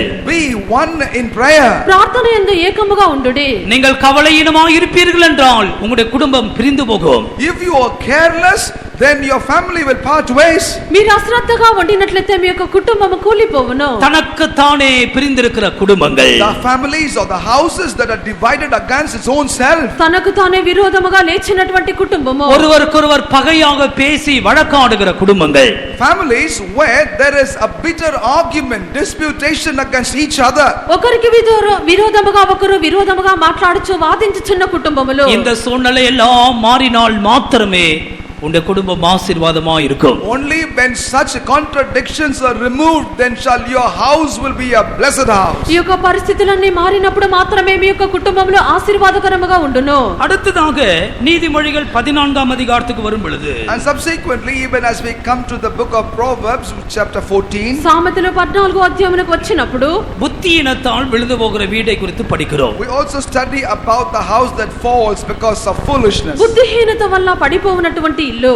14ஆம் அதிகாரம் 1ஆம் வசனம். Chapter 14, the very first verse. 14వ అధ్యాయము మొదటి వాక్యము. புத்தியுள்ள ஸ்திரீ தன் வீட்டை கட்டுகிறாள், புத்தி இல்லாத ஸ்திரீயோ தன் கைகளினால் அதை இடித்து போடுகிறாள். Every wise woman buildeth her house, but the foolish plucketh it down with her hands. ஆண்டவருக்கு ஸ்தோத்திரம். Praise be to the Lord. ప్రభువుకు స్తోత్రము. புத்தியுள்ள ஸ்திரீ, புத்தியுள்ள புருஷன். There is a wise woman and a wise husband. జ్ఞానవంతురాలైనటువంటి స్త్రీ, జ్ఞానవంతుడైన భర్త. அவர்கள் தன் வீட்டை கட்டுகிறார்கள். And they build together their house. వారు తమకు ఇల్లును కట్టుకొనిచున్నారు. புத்தி இல்லாத மனுஷரோ அந்த வீட்டை இடித்து போடுகிறார்கள். Whereas the foolish pull the house down. ఈ యొక్క మూఢులైనటువంటి వారు తమ యొక్క చేతులతో తమ ఇల్లును ఊడబెరుకుచున్నారు. ஆண்டவருக்கு மகிமை உண்டாகட்டும். Glory be to God. ప్రభువుకు మహిమ కలుగును గాక. தேவன் உனக்கு ஒரு அழகான வீட்டை, ஒரு நல்ல குடும்பத்தை கொடுத்திருக்கிறார். God unto you had given a wonderful house and a nice family. దేవుడు నీకు ఒక చక్కటి ఇల్లును కుటుంబమునిచ్చిరి. சேலத்திலே ஒரு குடும்பத்தை நான் அறிவேன். I know a family in Salem. సేలమునందు ఒక కుటుంబం ఎరిగి ఉన్నాను. 2 பையன்கள் உண்டு. They have 2 sons. ఇద్దరు కుమారులు కలరు. நான் அவளை கேட்டேன், உங்களுடைய தாய், உங்களுடைய அம்மா எங்கே, உங்களுடைய அப்பா எங்கே? I asked them as to where is your father or where is your mother. నేను వారి యొద్ద మీ అమ్మ మీ యొక్క నాయన ఎక్కడని అడిగి ఉన్నాను. பாஸ்டர், அதை நீ ஏன் கேக்குறீங்க? இது ஒரு பரிதாபமான கோரமான விஷயம். And then the son said, why are you asking about that, pastor? That's a terrible story. Pastor గారు మీరు ఎందుకు అడుగుచున్నారు? అదొక భయంకరమైన విషయం అని చెప్పెదరు. நான் என்ன நடந்தது என்று கேட்டேன். I asked as to what happened. ఏమి జరిగి ఉన్నదని అడిగితేని அந்த ஹோல் சர்ச்சில் அவர்கள் ஒரு நற்சாட்சி உள்ள குடும்பமாக In இருந்தார்கள். the entire church, that was a family of a good testimony. ఆ యొక్క చర్చ్ అంతటిలో వారు మంచి సాక్ష్యం కలిగిన వారుగా ఉండిరి. அவர்கள் அவ்வளவு ஐக்கியமாக இருந்தார்கள். And they had such great unity and oneness. వారు మంచి ఐక్యత సహవాసము కలిగి ఉండిరి. திடீரென அந்த குடும்பத்தில் ஒரு புயல் வீச ஆரம்பித்தது. All of a sudden, a mighty wind began to blow. అకస్మాత్తుగా ఆ ఇంటిలో ఒక గాలి వీచి ఉన్నది. அந்நியன் ஒருவன் குடும்பத்துக்குள் பிரவேசித்தான். A stranger entered into the house. అన్యుడు ఆ యొక్క ఇంటిలో ప్రవేశించెను. இவளுடைய இருதயம் கெடுக்கப்பட்டது. Her heart was defiled. అతని యొక్క హృదయం చెరుపబడెను. அவள் தன்னுடைய புனிதமான குடும்பத்தை விட்டு அவனுக்கு பின்னால் போனாள். She left this holy family behind and went after that man. పవిత్రమైనటువంటి కుటుంబమును వదిలిపెట్టి ఆమె వెంట వెళ్ళెను. புத்தியுள்ள ஸ்திரீ தன் வீட்டை கட்டுகிறாள். Wise woman built her house up. జ్ఞానవంతురాలు తన యొక్క ఇల్లు కట్టుకొనును. புத்தி இல்லாத ஸ்திரியோ தன் வீட்டை இடித்து போடுகிறாள். But a foolish woman destroyed that house. మూఢురాలు తన యొక్క ఇల్లును ఊడబెరుకును. அது என்ன புத்தியினம்? What is that foolishness? ఈ యొక్క బుద్ధిహీనత మూఢురాలు ఏమిటి? 4 காரியங்களை சொல்லுகிறேன். I would like to share with you about 4 things. 4 కార్యములు చెప్పెదను. ஒன்றாவது முற்கோபம். First and the foremost is the anger. మొట్టమొదటిగా అధికమైన కోపము. 14ஆம் அதிகாரம் நீதிமொழிகள் 14ஆம் அதிகாரம் 29ஆம் வசனம். Proverbs chapter 14 verse 29. 14వ అధ్యాయము 29వ వాక్యము. நீடிய சாந்தமுள்ளவன் மகாபுத்திமான், முற்கோபியோ புத்தியீனத்தை விளங்க பண்ணுகிறான். முற்கோபி புத்தியினத்தை விளங்க பண்ணுகிறார். Hasty of spirit exalteth the folly. ముంగోపి మూఢత్వమును బయలుపరచును. 17ஆம் வசனம், முற்கோபி மதிக்கேட்டை செய்வான். Verse 17 we also note that angry dealeth foolishly. 17వ వాక్యమందు త్వరగా కోపపడువాడు మూఢత్వము చూపును. எத்தனையோ சந்தர்ப்பத்தில் இந்த முற்கோபம், அது எப்படி சொல்றது, சிலருக்கு கோபம் மூக்கிலேயே இருக்குன்னு சொல்றாங்களே அதுவோ. Several times this is an instant provocations. For some people the anger is Hallelujah. Hallelujah. இன்னைக்கு கொஞ்சம் சிரமமா தான் இருக்கும், கேளுங்க, நான் சொல்லிக்கிட்டே இருக்கிறேன், என்ன நிறைய வச்சிருக்கேன். Today it might be a little bit difficult for you to digest several things, but please keep listening. ఇవన్నీ కష్టముగానే ఉండును, అయినప్పటికీ వినండి చెప్పేదను. முற்கோபம், திடீர்னு கோபம் வரும், அந்த அர்த்தம் நீ முட்டாளா இருக்கிறன்னு அர்த்தம். Instant provocation, you will be angered quick, you will be tempted quickly. That means you are in foolishness. నీకు ముక్కు మీదనే కోపము కనిపించున్నది, అకస్మాత్తుగా కోపం వచ్చున్నదనగా నీవు బుద్ధిహీనుడవు. முற்கோபியோ புத்தியினத்தை விளங்க பண்ணுகிறான். He that getteth angry soon maketh the folly revealed. ఈ యొక్క ముంగోపి మూఢత్వమును బయలుపరచును. பிற்பாடு யோசிக்கிறது, ஐயோ ஏன் இப்படி பண்ணிட்டோம், எதனால இப்படி நடந்ததுன்னு யோசிக்கிறது. Later on they will think, why did I do so? Why did I think like that? దాని పిమ్మట తలంచున్నాము, ఎందుకు ఇలాగున చేస్తున్నాము, ఎందుకు ఇలాగున మాట్లాడి ఉన్నాము. இரண்டாவது இந்த ముற்కోபం எதை வெளிப்படுத்தும்? And secondly, what does this anger reveal? రెండవదిగా ఈ యొక్క కోపము దేన్ని బయలుపరచున్నది? 2 தீமோத்தேயு 2 Timothy 2 తిమోతి 2ஆம் அதிகாரம் 23ஆம் வசனம். chapter 2 verse 23. 2వ అధ్యాయము 23వ వాక్యము. புத்தியீனமும் அயுக்தமுமான தர்க்கங்கள் சண்டைகளை பிறப்பிக்கும் என்று அறிந்து அவைகளுக்கு விலகியிரு. Foolish and unlearned questions avoid, knowing that they do gender strifes. இங்க நம்ம என்ன படிக்கிறோம்? What do we read here? ఇక్కడ మనం ఏమి చదువుచున్నాము? தர்க்கங்கள், சண்டைகள் புத்தியினத்தோடு சேர்ந்து இருக்கிறது. These are connected to foolishness and unlearned questions. ఈ యొక్క నేర్పు లేని మూడుల వితర్కములు, జగడములు బుద్ధిహీనతతో చెందినవి. ஆரம்பத்துல தர்க்கத்தில் தான் ஆரம்பிக்கும். In the beginning it will all start with some kind of an argument. ప్రారంభమునందు తర్కంతోనే ప్రారంభించున్నాము. இந்த தர்க்கம் அடுத்த ஸ்டெப் சண்டைக்கு கொண்டு போகும். And this argument will lead to some fight.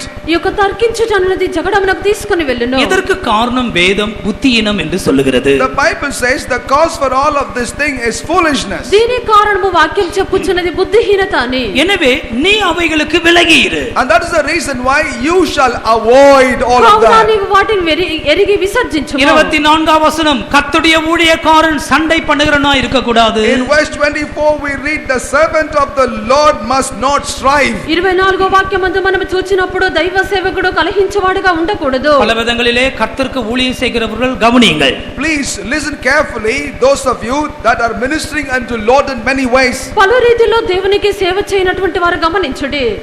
நீங்கள் உங்களுடைய ஒழுங்குக்கு உட்பட்டு ஜீவிக்கவில்லை என்றால் உங்கள் மேல் கடினமான நடவடிக்கை எடுக்கப்படும். If you do not conduct your life within the limits that are permitted for you, and then some action shall be taken on you. మీరు మీ యొక్క క్రమములకు లోబడి జీవించకుండా ఉండినట్లయితే మీ మీద కఠినమైనటువంటి చర్య తీసుకొనబడును. சில காரியங்கள் எங்களுடைய அறிவுக்கு வந்த பிற்பாடு நாங்கள் அதை செய்வோம். That we will execute only after receiving the right information about all of that. కొన్ని కార్యములు నిజమని మా యొద్దకు తీసుకుని రాబడిన తర్వాత దాన్ని మేము చేసేదము. ஞாயிறு பள்ளி ஊழியம் செய்வாய் என்றால் எல்லா தாழ்மையோடு செய். If you are rendering a Sunday school ministry, render that அது ஒரு in கௌரவ போஸ்ட் humility. அல்ல. அது ஒரு கௌரவ போஸ்ட் அல்ல. This is not a matter or a post of pride. சிலர் விளங்காமல் அந்த ஊழியம் செய்கிறீர்கள். There are some without having this understanding or rendering this ministry. మీరు సబ్బాతు పాఠశాల సేవన చేసినట్లయితే మీరు తగ్గింపుతో చేయుడి, దీని గ్రహింపు లేకుండా చేయకూడదు. தர்க்கங்களும் சண்டைகளும் இருக்குமானால் புத்தினமாய் காரியத்தை நீ செய்து If கொண்டிருக்கிறாய். there would be arguments and disputations, that means you are conducting yourself in foolishness. వితర్కములు జగడములు ఉండినట్లయితే నువ్వు బుద్ధిహీనముగా చేయుచున్నావు. தீத்து 3ஆம் அதிகாரம் 9ஆம் வசனத்திலே As we read Titus chapter 3 verse 9, తీతు 3వ అధ్యాయము 9వ వాక్యమందు புத்தியீனமான தர்க்கங்களையும் வம்சவரகாலையும் சண்டைகளையும் இதை விட்டு நீ விலகு, வாக்குவாதங்களை விட்டு விலகு. avoid foolish questions and genealogies and contentions and strivings. అవివేక తర్కములను వంశావళులను కలహములను వివాదములను విడిచిపెట్టుము. இவைகளெல்லாம் விட்டு நீ விலகியிரு. You have to stay away from all of these things. వీటన్నిటి నుండి నువ్వు దూరముగా ఉండుము. அடுத்ததாக இந்த புத்தியினம் என்று சொல்லும் பொழுது அது அவசரத்தோடு அவசரம், ரொம்ப ரொம்ப அவசரம், ஸ்பீடா செய்யறது. And then foolishness is also connected to hastiness. తరువాత యొక్క బుద్ధిహీనత అని చెప్పినప్పుడు త్వరపడుట ఉన్నది. 1 சாமுவேல் 13ஆம் அதிகாரம் 1 Samuel chapter 13 మొదటి సమూయేలు 13వ అధ్యాయము 12 13 வசனங்கள். verse 12 and 13. 12 13 వాక్యములు. கீழ்காலில் பெலிஸ்தர் எனக்கு விரோதமாய் வந்து விடுவார்கள் என்றும் நான் இன்னும் கர்த்தருடைய சமூகத்தை நோக்கி விண்ணப்பம் பண்ணவில்லை என்றும் என்னை துணிந்து சர்வாங்க தகன பலி செலுத்தினேன் என்றான். சாமுவேல் சவுலை பார்த்து புத்தியீனமாய் செய்தீர், புத்தியீனமாய் செய்தீர். You have done foolishly. ఈ బుద్ధిహీనముగా చేసితివి. இங்கே சாமுவேல் சவுல் அவசரப்பட்டதாக பார்க்கிறோம். Here we note Saul was in haste.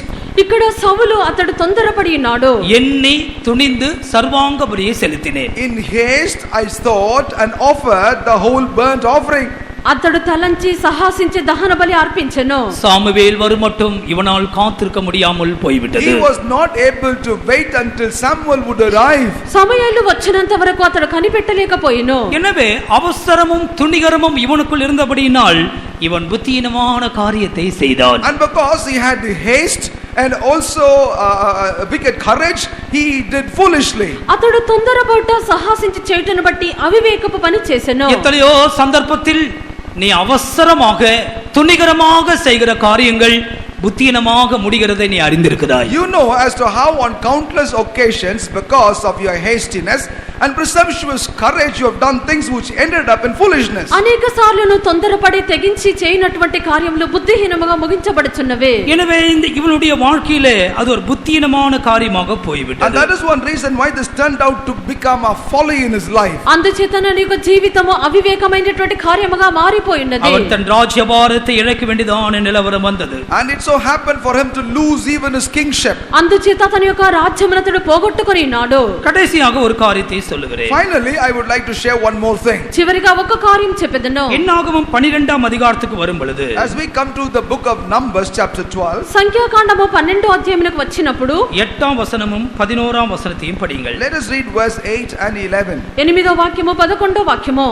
நான் அவனுடன் மறைபொருளாக அல்ல முகமுகமாகவும் பிரத்யட்சமாகவும் பேசுகிறேன். அவன் கர்த்தரின் சாயலை காண்கிறான். இப்படி இருக்கு நீங்கள் இந்த ஆசனாய மோசேக்கு விரோதமாய் பேச உங்களுக்கு பயமில்லாமற் போனதனை என்றான். அப்பொழுது ஆரோன் மோசேயை நோக்கி, என் ஆண்டவனே, நாங்கள் புத்தியீனமாய் செய்த இந்த பாவத்தை எங்கள் மேல் சுமத்தாதிரும். பயமில்லாமல் பேசுவது மற்றவர்களை குறித்து. To speak without any fear. భయం లేకుండా ఇతరులను గురించి మాట్లాడుట. யாரை குறித்து நாம் பேச வேண்டுமானால் பயந்துதான் பேச If வேண்டும். we will have to speak about somebody, we will have to exercise certain amount of fear. ఎవరితో ఎవరి గురించి మనం మాట్లాడినప్పటికీ నీ యొక్క భయం లేకుండా ఉండవలెను. இங்கே மீரியாம் பயமில்லாமல் பேசினாள். Here Miriam spoke without any fear. ఇక్కడ మిరియాము భయం లేకుండా మాట్లాడి ఉన్నది. விசேஷமாக நடத்துகிறவளை குறித்து துணிகரமாக பேசக்கூடாது. Particularly about the leaders, you must not speak presumptuously. ప్రత్యేకముగా నడిపించే వారి నిమిత్తము మన యొక్క ఇష్ట ప్రకారం మాట్లాడకూడదు. பொறுப்பா இருக்கிறதான ஊழியர்கள், உத்தரவாதங்களை சுமக்கிறவர்கள், அவர்கள் எந்த பாரத்தோடு வேதனையோடு இந்த ஊழியங்களை செய்கிறார்களோ அது உனக்கு தெரியாது. You know very well as to how the leaders with a great grief and burden of bearing all this burden. నడిపించినటువంటి వారు, బాధ్యులుగా ఉండినటువంటి వారు ఈ యొక్క భారం ఏ భారంతో ఈ యొక్క సేవను చేయించున్నారో నీకు తెలియదు. பாஸ்டர் லாசரஸ் இருந்த பொழுது, When Pastor Lazarus was alive, pastor Lazarus గారు நான் ఉండినప్పుడు நினைக்கிறேன் என்னுடைய வீட்டிலே ஒரு கூட்டம் நடந்தது. என்னை ஊழியத்துக்கு அனுப்புற கூட்டம் நினைக்கிறேன். I think there was a meeting conducted in our house, which was a meeting for me to come over to the ministry. నన్ను సేవకు పంపించినటువంటి కూటం అనుకొనిచున్నాను. இந்த கூட்டத்தை முடித்து அவர் ரிட்டர்ன் போகும்போது ஒரு ஃபெய்த்தோம் போய் போகணும்னு அவருக்கு ஒரு எண்ணம் இருந்தது. At the end of that meeting, he அவரை பத்தி தான் உங்களுக்கு தெரியுமே, வழியில் இருக்கிற எல்லா ஃபெய்த்தோமே ஏறி இறங்கணும்னு அவருக்கு ஒரு ஆசை. You know about him. Whenever you go to a particular destination, you would like to visit all the faith homes on the way. ఆ యొక్క కూటమును ముగించి వెళ్ళినప్పుడు మధ్యలో ఉండినటువంటి ఒక గుర్తింపబడిన విశ్వాస గృహమునకు వెళ్ళవలని చెప్పి తలంచిరి. அவருக்கு வண்டி ஓட்டுனது ஒரு ஊழியக்காரர். There was a brother who was driving his car. అతని యొక్క కారును ఒక సహోదరుడు నడిపించుండిరి. இவர் ஒரு குறிப்பிட்ட விசுவாச வீட்டுக்கு போக சொன்னார். He told that brother to drive the car to a particular faith home. ఒక విశ్వాస గృహమునకు వెళ్ళమని చెప్పిరి. அவர் ஓட்டுகிறவருக்கு என்ன கஷ்டமோ வழியிலே வண்டியை நிறுத்தி விட்டார். I don't know as to what the problem was for the brother who was driving. He stopped the car on the way. నడిపించే వ్యక్తికి ఏమి కష్టమో మార్గం మధ్యలోనే బండి నిలిపివేసిరి. நிச்சயமாக அவருடைய மனது வேதனைப்பட்டிருக்கும். And I'm sure his heart would have been grieved within himself. నిశ్చయముగా అతని యొక్క మనసులో వేదన కలిగి ఉండును. అவ்வளவு భారங்களை சுமந்து கொண்டு திரிந்த ஒரு மனுஷன் நம்முடைய கண்களால கண்டோம் அவரை. We have seen with our own eyes the man who carried so much burden in his heart. అంతగా భారములు మోసుకొని నడిచినటువంటి వ్యక్తి మన కన్నులతో మనం చూచి ఉన్నాము. என்ன நடந்தது? What happened? ఏమి జరిగి ఉన్నది? அன்றிலிருந்தே தன்னுடைய ஊழியத்திற்கு அவர் ஒரு முற்றுப்புள்ளி வைத்து விட்டது போல. That very day, from that very day forward, it appeared as if he had given a full stop for his ministry. ఆ యొక్క దినమైన యొక్క సేవకైన ముగింపు పెట్టినట్లుగా அவர் தேவனுடைய வீட்டிலே இருக்க முடியாமல் పోయిவிட்டது. Unable to abide in the house of God, he had to go. దాని విమట అతడు దేవుని యొక్క ఇంటిలో ఉండలేకపోయాడు. பேசுவதற்கு பயமில்லாமல் போனது உனக்கு. And you did not have any fear while you were talking. మాట్లాడటకు నీకు భయం లేకపోయినో. எனவே தான் அதை குறித்து சொல்லும்போது புத்தினமாய் நாங்கள் இப்படி செய்து விட்டோம் என்று சொல்லுகிறார்கள். And that is the reason why at the end they were all confessing, saying in foolishness we have done like that. అందుచేతనే దాని గురించి చెప్పినప్పుడు మేము అవివేకముతో మాట్లాడినామని చెప్పెను. புத்தினமாக செய்கிறதான எல்லா காரியங்களும் உன் வீட்டை இடித்து தள்ளுகிற காரியமாக மாறி விடுகிறது. Therefore all the things that you do in foolishness will be the one that will destroy your house. బుద్ధిహీనముగా చేయనటువంటి ప్రతి ఒక్క కార్యము నీ యొక్క ఇల్లును అది పడచేయుచున్నది. புத்தியுள்ள ஸ்திரீ தன் வீட்டை கட்டுகிறாள். But a wise woman buildeth her house. జ్ఞానవంతురాలు తన యొక్క ఇల్లు కట్టుచున్నది. நீ புத்தியினமாய் நடப்பாயானால் பேசுவாயானால் உன் வீட்டை நீ இடித்து போடுவாய். On the contrary, if you would walk or speak in haste and foolishness, then you shall be destroying your house. నీవు బుద్ధిహీనముగా మాట్లాడుచు ప్రవర్తించుతూ ఉండినట్లయితే నీ యొక్క ఇల్లును నీవే నశింపచేయుచున్నావు. సెల్ ఫోన్ வச்சிருக்கிறவர்கள் கவனியுங்கள். Those of you that carry a cell phone, please listen to this very carefully. Cell phone ఉంచుకున్న వారు గమనించుడి. இது மிகவும் தாறுமாறாய் பேசுகிற காலத்துல வந்திருக்கிறோம். We have come to a dispensation in which we speak without any restraint. తారుమారుగా మాట్లాడినటువంటి కాలమునకు వచ్చి ఉన్నాము. ஆண்டவருக்கு ஸ்தோத்திரம். Praise be to the Lord. ప్రభువుకు స్తోత్రము. எல்லாரும் அல்ல, not everyone. అందరూ కాదు. 99% வாலிபர்கள் செல்போனால கெட்டு போகிறார்கள். But 99% of the youths are corrupted because of cell phone. 99% యవనస్తులు ఈ యొక్క సెల్ ఫోన్ మూలముగా చెడిపోతున్నారు. அப்படி இல்ல நீ நினைக்க வேண்டாம். என் பிள்ளை ஒண்ணு அப்படி இல்ல நினைக்க வேண்டாம். Do not think my child is not like that. నా యొక్క బిడ్డ అలాగున కాదని మీరు తలంచకూడదు. கவனமாய் இருந்தால் பிள்ளைகள் பாதுகாக்கப்படும். If you are very careful, your children shall be preserved. మీరు జాగ్రత్తగా ఉంటే మీ పిల్లలు కాపాడబడుదురు. இப்ப பாரு SMS தான். Always இங்க கூட வந்து texting. இப்படிதான், இங்க கூட இப்படிதான். Always, குஷ்டரோகம் பிடிச்ச கை மாறி. always texting as if you are a leprosy patient. You are நான் always கொஞ்சம் doing something with கடினமாய் your பேசுறேன்னு fingers. சொல்ல வேண்டாம். என் மனது வேதனையால் நிறைந்திருக்கிறதுனால இந்த தூதை நான் எடுத்தேன். Please do not think that I am speaking little harsh, but because my heart is so painful, I picked up this topic to share. మిక్కిలి వేదనతో నా యొక్క హృదయం ఉండుటను బట్టి ఈ యొక్క విషయమును మీకు చెప్పుచున్నాను. கர்த்தருக்கு மகிமை உண்டாகட்டும். Glory be to God. ప్రభువుకు మహిమ కలుగును கர்த்தருடைய గాక. வரைக்கு போக வேண்டும் என்று 42 ஊழியக்காரர்கள் இங்க இருந்து ஜெபித்துக் கொண்டிருக்கிறோம். 42 ministers of God are abiding in this house and praying for you that we all shall be caught up at the coming of the Lord. ప్రభు రాకడలో ఎత్తబడవాలని చెప్పి 42 మంది సేవకులు ఇక్కడ ప్రార్థించున్నాము. கர்த்தருக்கு மகிமை உண்டாகட்டும். Glory be to God. దేవునికి మహిమ కలుగును గాక. இந்த காரியத்துல கொஞ்சம் கவனமாயிருங்கள். Therefore, let us be little more careful in these aspects. ఈ యొక్క విషయం అందు మీరు జాగ్రత్తగా ఉండుడి. புத்தியீனமான SMS அமித்தால் உங்க குடும்பம் உடைந்து போகும். If you would text, if you would send foolish SMS text, then your family will be destroyed. బుద్ధిహీనమైనటువంటి SMS మీరు పంపించినట్లయితే మీ కుటుంబం కూలిపోవును. புத்தியீனமாக செல்போன் பேசுவது, And speak foolishly in the cell phone. బుద్ధిహీనముగా సెల్ ఫోన్ మాట్లాడటం. என்ன பாய் ஃப்ரெண்ட் என்ன கேர்ள் ஃப்ரெண்ட் உனக்கு, நீ ஒரு பெந்தெகோஸ்தால்.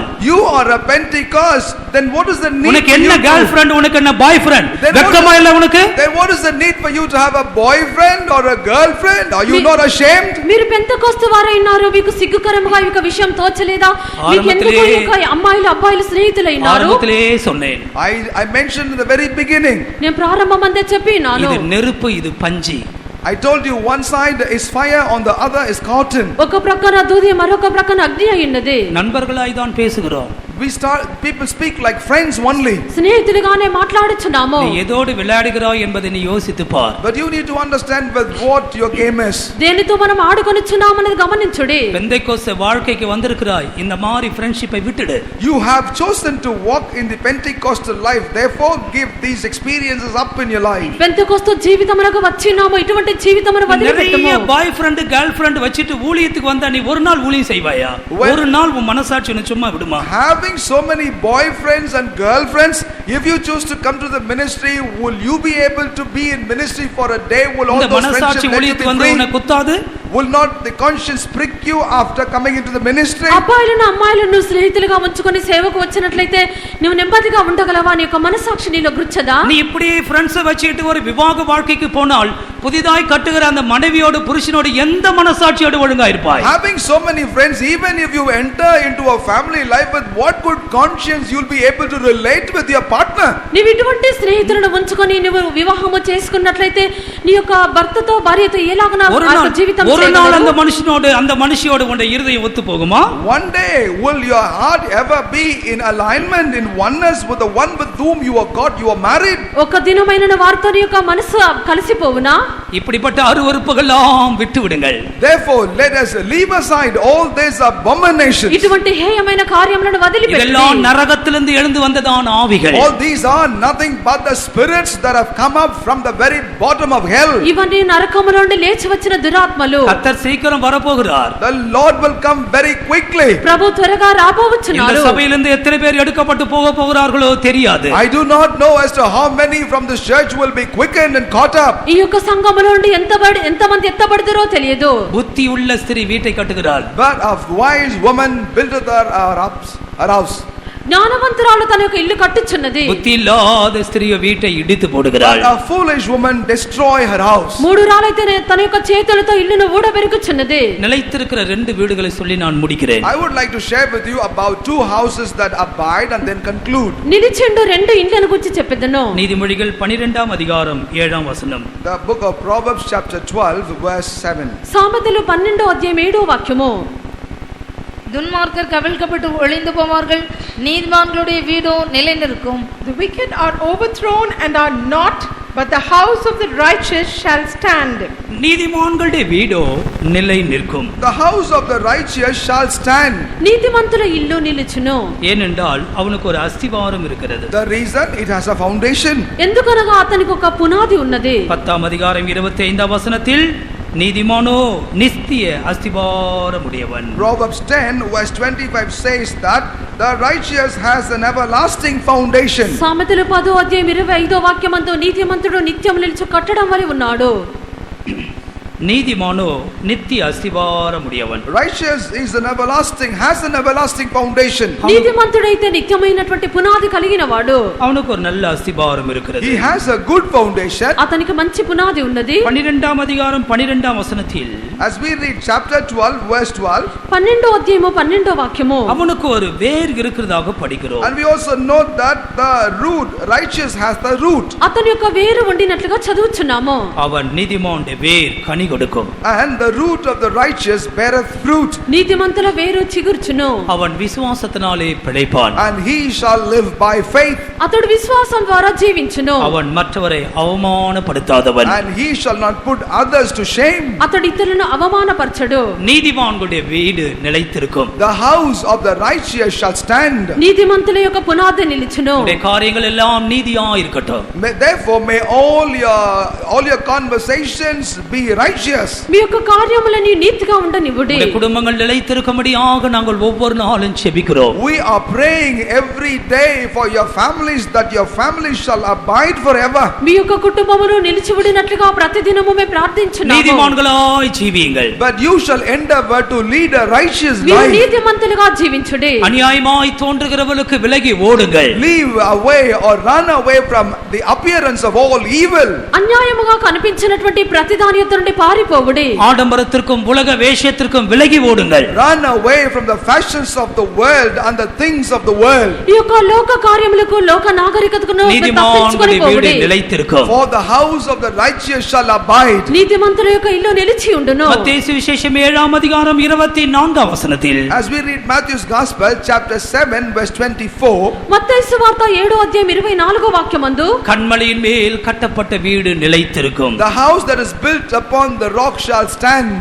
బండ మీద కట్టబడినటువంటి ఇల్లు నిలిచి ఉండును. எனவேதான் குழி முசல்களை குறித்து படிக்கிறோம். நீதிமொழிகள் 30వ அதிகாரத்தின் 26వ వచనத்தை படிக்கும் பொழுது, And that's the reason why as we read about conies in the book of Proverbs chapter 30 verse 27, సామెతలు 30వ అధ్యాయము 26వ వాక్యమందు కుందేళ్లను గురించి మనం చదివినప్పుడు, சத்துவமற்ற ஜந்துவாய் இருந்தும் தங்கள் வீட்டை கண்மலையிலே தோண்டி வைக்கும் குழி முசல்கள்.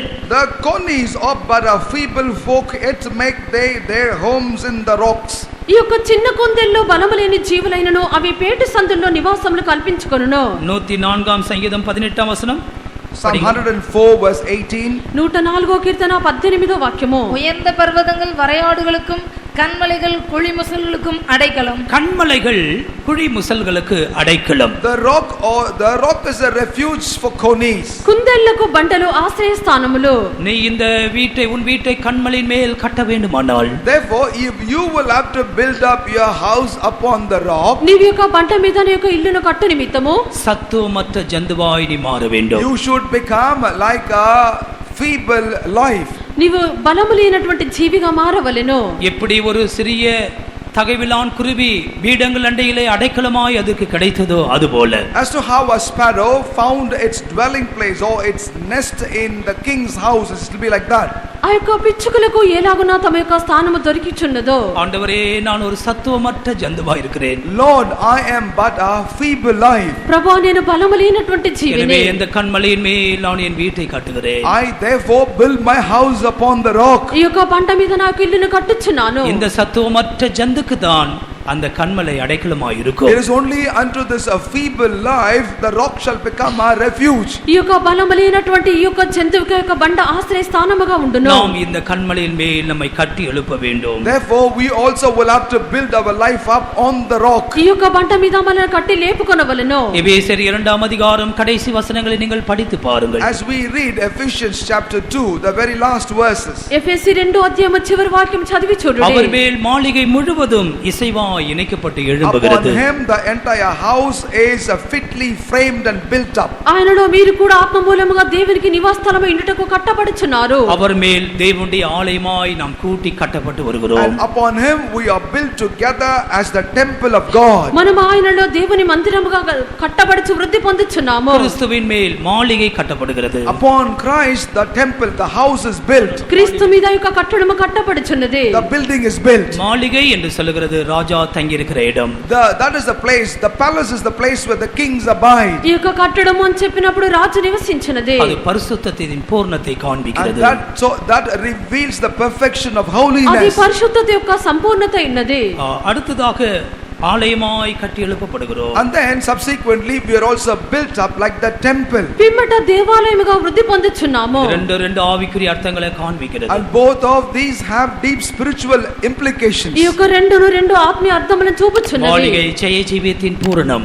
Palace refer to the perfection of the overcoming life. ఈ యొక్క కట్టడము అంతఃపురము అనేది జయ జీవితం యొక్క సంపూర్ణత. దేవాలయం పరిశుద్ధத்தின் పూரணం. Whereas the temple is the perfection of the holiness. దేవాలయం అనేది పరిశుద్ధత యొక్క సంపూర్ణత. நாம் அவர் மேல் மாத்திரம் நம்முடைய ஜீவியத்தை கட்டி எழுப்புவோம். Therefore let us attempt to build our life up only on the Lord. మనం ఆయన మీద మాత్రమే మన యొక్క జీవితమును కట్టి లేపుకొనిదము. సత్వమற்ற జంతువాய் அவர் மேல் கட்டி எழுப்பப்படுவோம். Let us be but a feeble lives but enable or attempt to build our life up upon the Lord. బలములేనటువంటి జీవిగా ఆయన మీద మనం కట్టి లేపుకొనిదము. பெருவெள்ளம் பெருமழை பெருங்காற்று வந்தாலும் கர்த்தர் அந்த வீட்டை பாதுகாப்பார். Though a great rain, great wind and great flood may come, but the Lord will preserve that house. గొప్ప గాలి వాన వరదలు వచ్చినప్పుడు కూడా దేవుడు ఆ ఇంటిని కాపాడెదరు. சில நிமிஷங்கள் நாம் ஜெபிக்க போகிறோம். We will now pray for some minutes. కొన్ని నిమిషములు మనం ప్రార్థించదము. பாடு நாங்கள் ஒரு கோரஸ் பாடுவோம். And then we will sing a chorus. దాని పిమ్మట ఒక పల్లవి పాడెదము. தயவு செய்து இந்த நேரத்தை நாம் எல்லாரும் உபயோகப்படுத்திக் கொள்வோம். Please let us all make a good use of this time. దయచేసి యొక్క సమయమును మనం వినియోగించుకొనిదము. உன்னுடைய வீடு நிலைத்திருக்க வேண்டுமா, உன்னுடைய வீடு விழுந்து போக வேண்டுமா? Do you want your house to abide or to fall apart? నీ యొక్క ఇల్లు నిలిచి ఉండవలనా లేదా కూలిపోవలనా? உன்னுடைய குடும்ப வாழ்க்கை நிலைத்திருக்கிற வீடா இருக்க வேண்டுமா, விழுந்து போன வீடா இருக்க வேண்டுமா? Do you want your house where your family life is preserved or a house that has fallen apart? నీ యొక్క కుటుంబ జీవితము నిలిచి ఉండినటువంటి ఇల్లుగా ఉండవలనా లేక కూలిపోయినటువంటి ఇల్లుగా ఉండవలనా? సంగీతకారன் சொல்லுகிறான், கர்த்தாவே என் வீட்டை ஆசீர்வதித்தருளும். The psalmist say, praise God, bless my house. కీర్తనకర్త చెప్పుచున్నాడు, ప్రభువా నా ఇంటిని ఆశీర్వదించుము. எல்லாரும் ஜெபிங்கள். Shall we all pray, everyone? దయచేసి అందరూ ప్రార్థించుడి. முடிந்தவர்கள் முழங்கால் நில்லுங்க, முடியாதவர்கள் உட்காருங்கள், Those முடியாதவங்க எழுந்து கூட நிக்கலாம். இது ஒரு முக்கியமான ஜெப நேரம். This is a very very important time of prayer. முக்கியமான ஜெப நேரம். Most important time of prayer. ఇది ముఖ్యమైన ప్రార్థన సమయము. ஆவியானவர் என்ன உணர்த்துகிறாரோ அதற்காக நீ ஜெபிக்க ஆரம்பிப்பாயாக. Whatever the Spirit of God is helping you to understand, pray for that. ఆత్మదేవుడు నీకు దేన్ని గ్రహింపునిచ్చుచున్నారో దాని కొరకు నువ్వు ప్రార్థించుము. ஊழியக்காரர்கள் நாங்கள் உங்களுக்காக ஜெபிக்க போகிறோம். As the ministers of God, they also will pray for you. దైవ సేవకులమైన మేము మీ కొరకు ప్రార్థించుదాము. కర్తావే இந்த குடும்பங்கள் நிலைத்திருக்கட்டும். Lord, may this family stay together. ప్రభువా ఈ కుటుంబమును నిలిచి ఉండనిమ్ము. ஒரு குடும்பம் கூட தாறுமாறாய் போய்விடக் கூடாது. Lord, not one family must be. ஆண்டவரை நோக்கி கூப்பிடுங்கள். Keep crying unto the Lord. சத்தத்தை உயர்த்தி ஜெபியுங்கள். Raise your voice up and pray. ஹalleluya. கர்த்தாவே, சத்தமற்ற ஜந்துவை போல அந்த கண்மலையின் மேல், அந்த கண்மலையின் மேல் ஒரு மாளிகையாய், ஒரு கர்த்தா தேவ ஆலயமாய் மாற்றப்பட முடியாது. தங்களை ஒப்புக்கொடுக்கிறோம் கர்த்தாவே. தெய்வமே, தெய்வமே, தெய்வமே, தெய்வமே, ஒரு வீடு விடுந்து போக வேண்டாம். எல்லா வீடுகளும் குடும்பங்களும் பாதுகாக்கப்படட்டும். அந்த சத்துரு வெட்கப்பட்டு போகட்டும். இயேசுவே, ஒவ்வொரு குடும்பத்தையும் ஆசீர்வதிப்பீராக. ஒவ்வொரு குடும்பமும் பாதுகாக்கப்படட்டும். ஒவ்வொரு குடும்பமும் ஆசீர்வதிக்கப்படவே. ஹalleluya, ஹalleluya. தேவ சமூகத்தில் புலம்புவதை தவிர வேறு ஒன்று நமக்கு தெரியவில்லை. In the presence of God we know nothing except lamenting. எத்தனையோ குடும்பங்களை இந்த பிசாசு தள்ளி கொண்டிருக்கிறான். Many houses are tormented by this Satan. நாம் ஒரு நெருக்கமான சூழ்நிலையிலே வந்திருக்கிறோம். We have come into a very constrained situation. கண்ணீரோடு அவருடைய முகத்தை நோக்கி பார்ப்பதை தவிர வேற ஒன்று நமக்கு தெரியவில்லை. We know nothing but only to lift up our eyes with tears and look at the Lord. இந்த குடும்பங்கள் நிலைத்திருக்கட்டும். Lord, we pray that this house shall abide. இந்த குடும்பங்கள் கிறிஸ்துவின் மேல் கட்டப்படட்டும். Families be built upon Christ. இந்த குடும்பங்கள் பாதுகாக்கப்படட்டும்.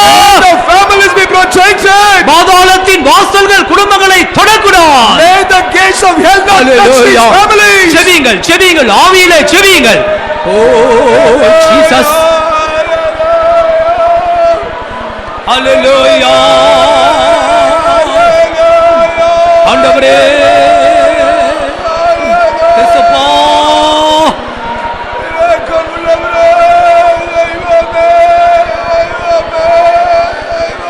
கர்த்தாவே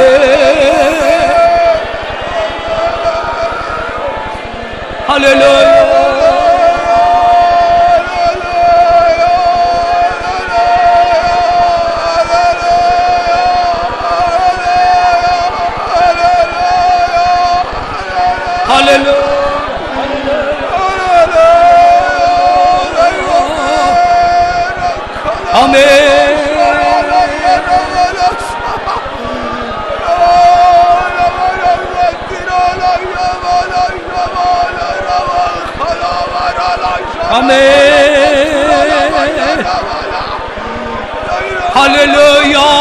கர்த்தாவே நாங்கள் பலவீனமானவர்கள், சத்துவமற்ற ஜந்து, உம்மை இல்லாமல் எங்களுக்கு பலன் இல்லை. இஸ்ரவேலை காக்கிறவரே, இஸ்ரவேலை காக்கிறவர் உறங்குவதும் இல்லை தூங்குவதும் இல்லை. இஸ்ரவேலை காக்கிறவர் யகரபலா தினகலபா கரபா காத்துனா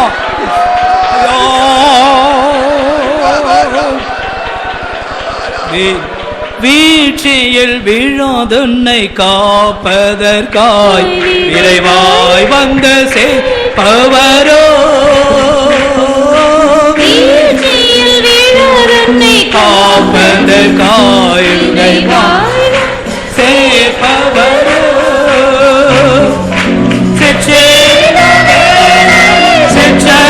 செற்றையினால் உன்னை கிட்டி இழுப்பவரோ.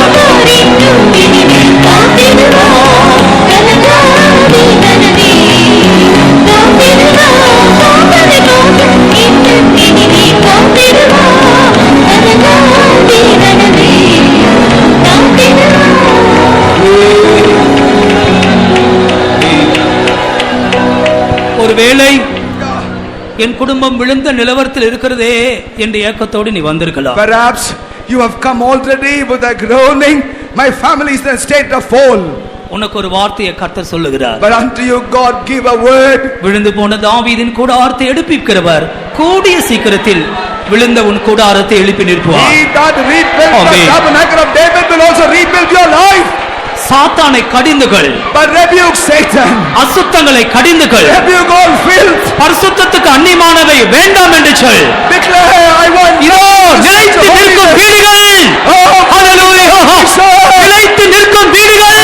Families that shall abide. அவைகள் கிருபையினால் நிலைத்திருக்கட்டும். They shall stand by grace. இந்த ஒரு முறை கோரஸை பாடி ஆவிக்குள்ளாகி முடிப்போம். Once more we'll sing this chorus in spirit. அப்பா அப்பா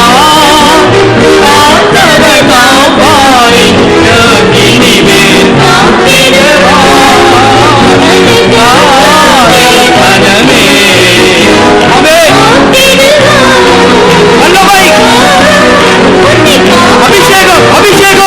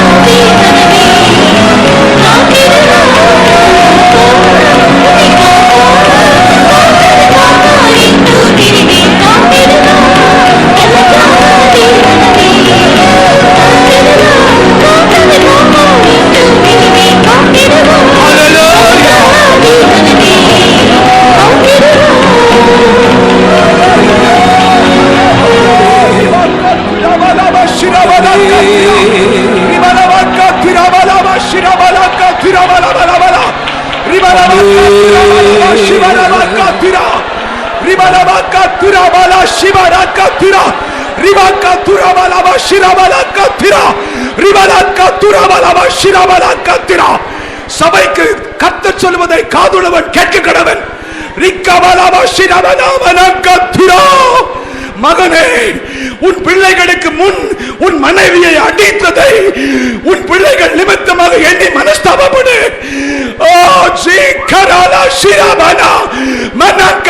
இன்னும் எத்தனை நாள் உன் பிள்ளைகளுக்கு முன்பாக உன் மனைவியை அடிப்பாய்?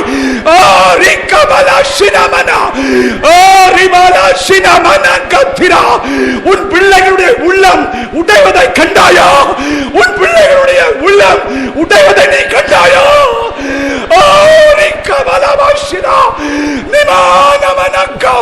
உன்னை நேசிக்கிறதுனாலே உன்னோடு பேசுகிறேன். மகனே, அடிப்பதை நிறுத்து, அடிப்பதை நிறுத்து, அடிப்பதை நிறுத்து.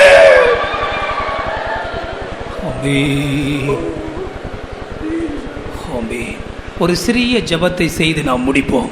We'll close with a small prayer. கர்த்தாவே, நிலைத்திருக்கிற வீடுகளா என்ற குடும்பம் இருக்கட்டும். Lord, may my house, may our houses be the houses that will stand forever. எத்தனையோ சந்தர்ப்பங்களில் எங்களுடைய புத்தியினங்களால் எத்தனையோ முறை தூண்களை நாங்கள் இடித்து தள்ளி இருக்கிறோம். Countless occasions because of a foolishness, oh Lord, we have destroyed the pillars ourselves. மண்ணின் மேல் வீட்டை கட்டி இருக்கிறோம். Lord, upon the sand we have built our house. இப்படிப்பட்ட குறைகள் எல்லாம் எங்களுக்கு மன்னியும். Forgive all such trespasses of our life. மதியினத்தை மன்னியும். Forgive our folly. ஒரு சத்துவமற்ற ஜந்துவை போல கண்மலையின் மேல் நாங்கள் இனி இந்த வீட்டை கட்டட்டும். We shall thereafter, hereafter, build up our house upon the rock like that feeble life. நானும் என் குடும்பமும், me and my family, என் பிள்ளைகளும் and my children, கண்மலையின் மேல் கட்டப்பட்ட வீடா இருக்கட்டும். be like a house that is built upon the rock. இந்த சிறிய ஜெபத்தை உடைய மனதிலேயே நீ சொல்லிக் கொண்டு make this small prayer in your heart. விழுந்த கூடாரத்தை எடுப்பிக்கிற கர்த்தர் உனக்கு உதவி செய்வதை பார்ப்பாய். You shall see the Lord himself building up your fallen house. நாம் ஜெபிப்போம். Let's pray. அன்பான பிதாவே, ஆசீர்வதிக்கப்பட்டதான இந்த கால வேளைக்காக நாங்கள் உம்மை துதிக்கிறோம். கர்த்தாவே, இந்த பிள்ளைகளாகிய நாங்கள் இந்த சமூகத்திலே கூடி வரும் மே ஆராதிக்கும் அவையோடு உண்மையோடு தொழுது கொள்ளும். கர்த்தர் எங்களுக்கு உதவி செய்தபடியினால நாங்கள் நன்றியோடு மே துதிக்கிறோம். கர்த்தருடைய ஆவியானவர் கர்த்தாவே பலமாய் எங்களுடைய மத்தியிலே கிரியை செய்து கொண்டிருந்தபடினால துதிக்கிறோம் கர்த்தாவே. நீர் எங்களோடு இடைப்பட்டபடினால ஸ்தோத்திரம். நீர் எங்களோடு பேசி எச்சரித்ததான எல்லா வார்த்தைகளுக்காக நன்றியோடு நாங்கள் துதிக்கிறோம். நீர் எங்களுக்கு தந்த எல்லா ஆசீர்வாதங்களுக்காக நாங்கள் நன்றியோடு துதிக்கிறோம் ஆண்டவரே. நீர் எங்களோடு பேசினதான எல்லா வார்த்தைகளுக்காக நல்ல ஆலோசனைகளுக்காக வசனங்களுக்காக நன்றி செலுத்துகிறோம் கர்த்தாவே. எங்களுக்கு ஸ்தோத்திரம் ஆண்டவரே. இந்த நாட்களில் நாங்கள் வீடை குறித்து இன்றைக்கு கேட்டோம் ஆண்டவரே. மணலின் மேல் நாங்கள் கட்ட வேண்டாம் ஆண்டவரே. மணலின் மேல் கட்டினால் அந்த வீடு கர்த்தாவே அழிந்து போயிடும் ஆண்டவரே. ஆகினால் இந்த நாட்களில் நாங்கள் ஜெபித்து மோடு நெருங்கி கர்த்தாவே இந்த ஆவிக்குரிய வீட்டை கட்டி எழுப்ப கத்திரங்களுக்கு உதவி செய்யணுமா ஜெபிக்கிறோம். அந்த சிம்சோன் இருந்ததான வீட்டிலே அன்று அந்த தூணின் மேல் சாய்ந்து கத்தாவே அந்த வீட்டை கத்தாவே அவங்க அன்றரே இடித்து போட்டான் ஒன்றரே. அன்பு கத்தா ஒரு தூண் என்று நாங்கள் கேட்டோம். அன்பு சகலத்தையும் தாங்கும் ஆண்டவரே. இந்த நாட்களில் தேவ அன்பினால் நிறைந்து ஒவ்வொருவரையும் தாங்க நீரங்களுக்கு கிருபையை தரும் ஆண்டவரே. வசனங்களை நாங்கள் கேட்டோமே அன்படியே அந்த அன்பினால் நிறைந்து எல்லாரையும் ஒன்று கொண்டு தாங்கி சுமக்க கத்த உதவி செய்யணுமா ஜெபிக்கிறோம். இந்த வேத வசனம் கத்தாவே தாங்கும் என்பதை கேட்டோம். வேதத்தை வாசித்து கத்தாவே கேட்கிறதான கத்தாவே சத்தியத்தின்படி ஜீவித்து மற்றவர்களை தாங்க கத்திர ஒவ்வொருக்கும் உதவி செய்யணுமா ஜெபிக்கிறோம் கத்தாவே. தனக்கு தானே பிரிந்திருக்கிறதான கத்தாவே அன்றைய வீடு அழிந்து போகின்ற நாங்கள் கேட்டோம் ஆண்டவரே. எங்களுக்குள்ள பிரிவினைகள் வேண்டாம், பகைகள் வேண்டாம் ஆண்டவரே. ஒருவருக்கு ஒரு ஐக்கியமாக சந்தோஷமாக காணப்பட கத்த உதவி செய்யணுமா ஜெபிக்கிறோம் கத்தாவே. எங்களுக்கு ஸ்தோத்திரம் ஆண்டவரே. ஞானம் இல்லாத கத்தா புத்தி இல்லாத கத்தா மனுஷர் ஆண்டவரே தன்னுடைய வீட்டை கத்தாவே இடித்து போடுகிறார் கேட்டோம் ஆண்டவரே. இந்த நாட்களில் கத்தாவே புத்தீனமாய் நடக்குது கத்தா முற்கோபமாய் இருக்கிறவர்கள் கத்தா வீட்டை இடித்து போடுகிறார்கள் கத்தாவே. ஆண்டவரே சண்டைகள் இப்படிப்பட்டதான பிரச்சனைகளுக்கு இடம் கொடுக்கிறவர்கள் தங்களுடைய வீட்டை கத்தா இடித்து போடுகிறார்கள் கத்தாவே. புத்தீனமாய் பேசுறதுனால அவசரப்படுகிறதுனால கத்தா வீட்டை இடித்து போடுகிறோம் என்று நாங்கள் கேட்டோம் கத்தாவே. இப்படிப்பட்டதான சண்டைகள் கத்தா முற்கோபங்கள் புத்தீனமாய் சேர காரியங்கள் ஒன்றும் எங்களுக்குள்ளே வேண்டாம் ஆண்டவரே. இந்த நாட்களை கேட்கிறதான சத்தியத்திற்கு எங்களை முற்றிலுமாக ஒப்பு கொடுத்து ஜீவிக்க கத்திர ஒவ்வொருக்கும் விசேஷத்தை கிருபையை தாரும் ஆண்டவரே. நீதிமான் வீடோ நிலைத்திருக்குன்னு கேட்டோம். நாங்கள் நீதிமான்களாய் காணப்பட கத்தாவே எப்போது நீதியை வெளிப்படுத்துகிற மனுஷராய் காணப்பட வேணும் கத்தாவே. நீதிமான்டே கத்தவே செழிக்கும் என்று கேட்டோம் ஆண்டவரே. இந்த நாட்களை நாங்கள் கத்தா செடி தோங்க கத்திரங்களுக்கு உதவி செய்யணுமா ஜெபிக்கிறோம். நீதிமான் சுவாசத்தினாலே பிழைப்பான் கேட்டோம். ஆகிய நாட்கள் நீதிமான்களாய் காணப்பட உதவி செய்யணுமா ஜெபிக்கிறோம். கண்மலையின் மேல் கட்டுகிறதான வீட்டு நிலைத்திருக்கும் ஆண்டவரே. இந்த நாட்களில் கத்தாவே ஆண்டவரே சத்துவமற்ற ஜந்து என்பதை நாங்கள் கத்தங்களை தாழ்த்தி கத்தாவே மோடு நெருங்கட்டும் உங்களுக்குள்ளே நாங்கள் எங்களுடைய வீட்டை நாங்கள் கட்டி எழுப்ப எங்களுக்கு உதவி செய்யணுமா ஜெபிக்கிறோம். இந்த நாட்களில் கத்தா ஒரு நல்ல பரிசுத்த ஆலயமாக எங்களை கட்டி எழுப்ப உங்களுக்குள்ளே கட்டி எழுப்ப கத்திர உதவி செய்யணுமே கத்தாவே.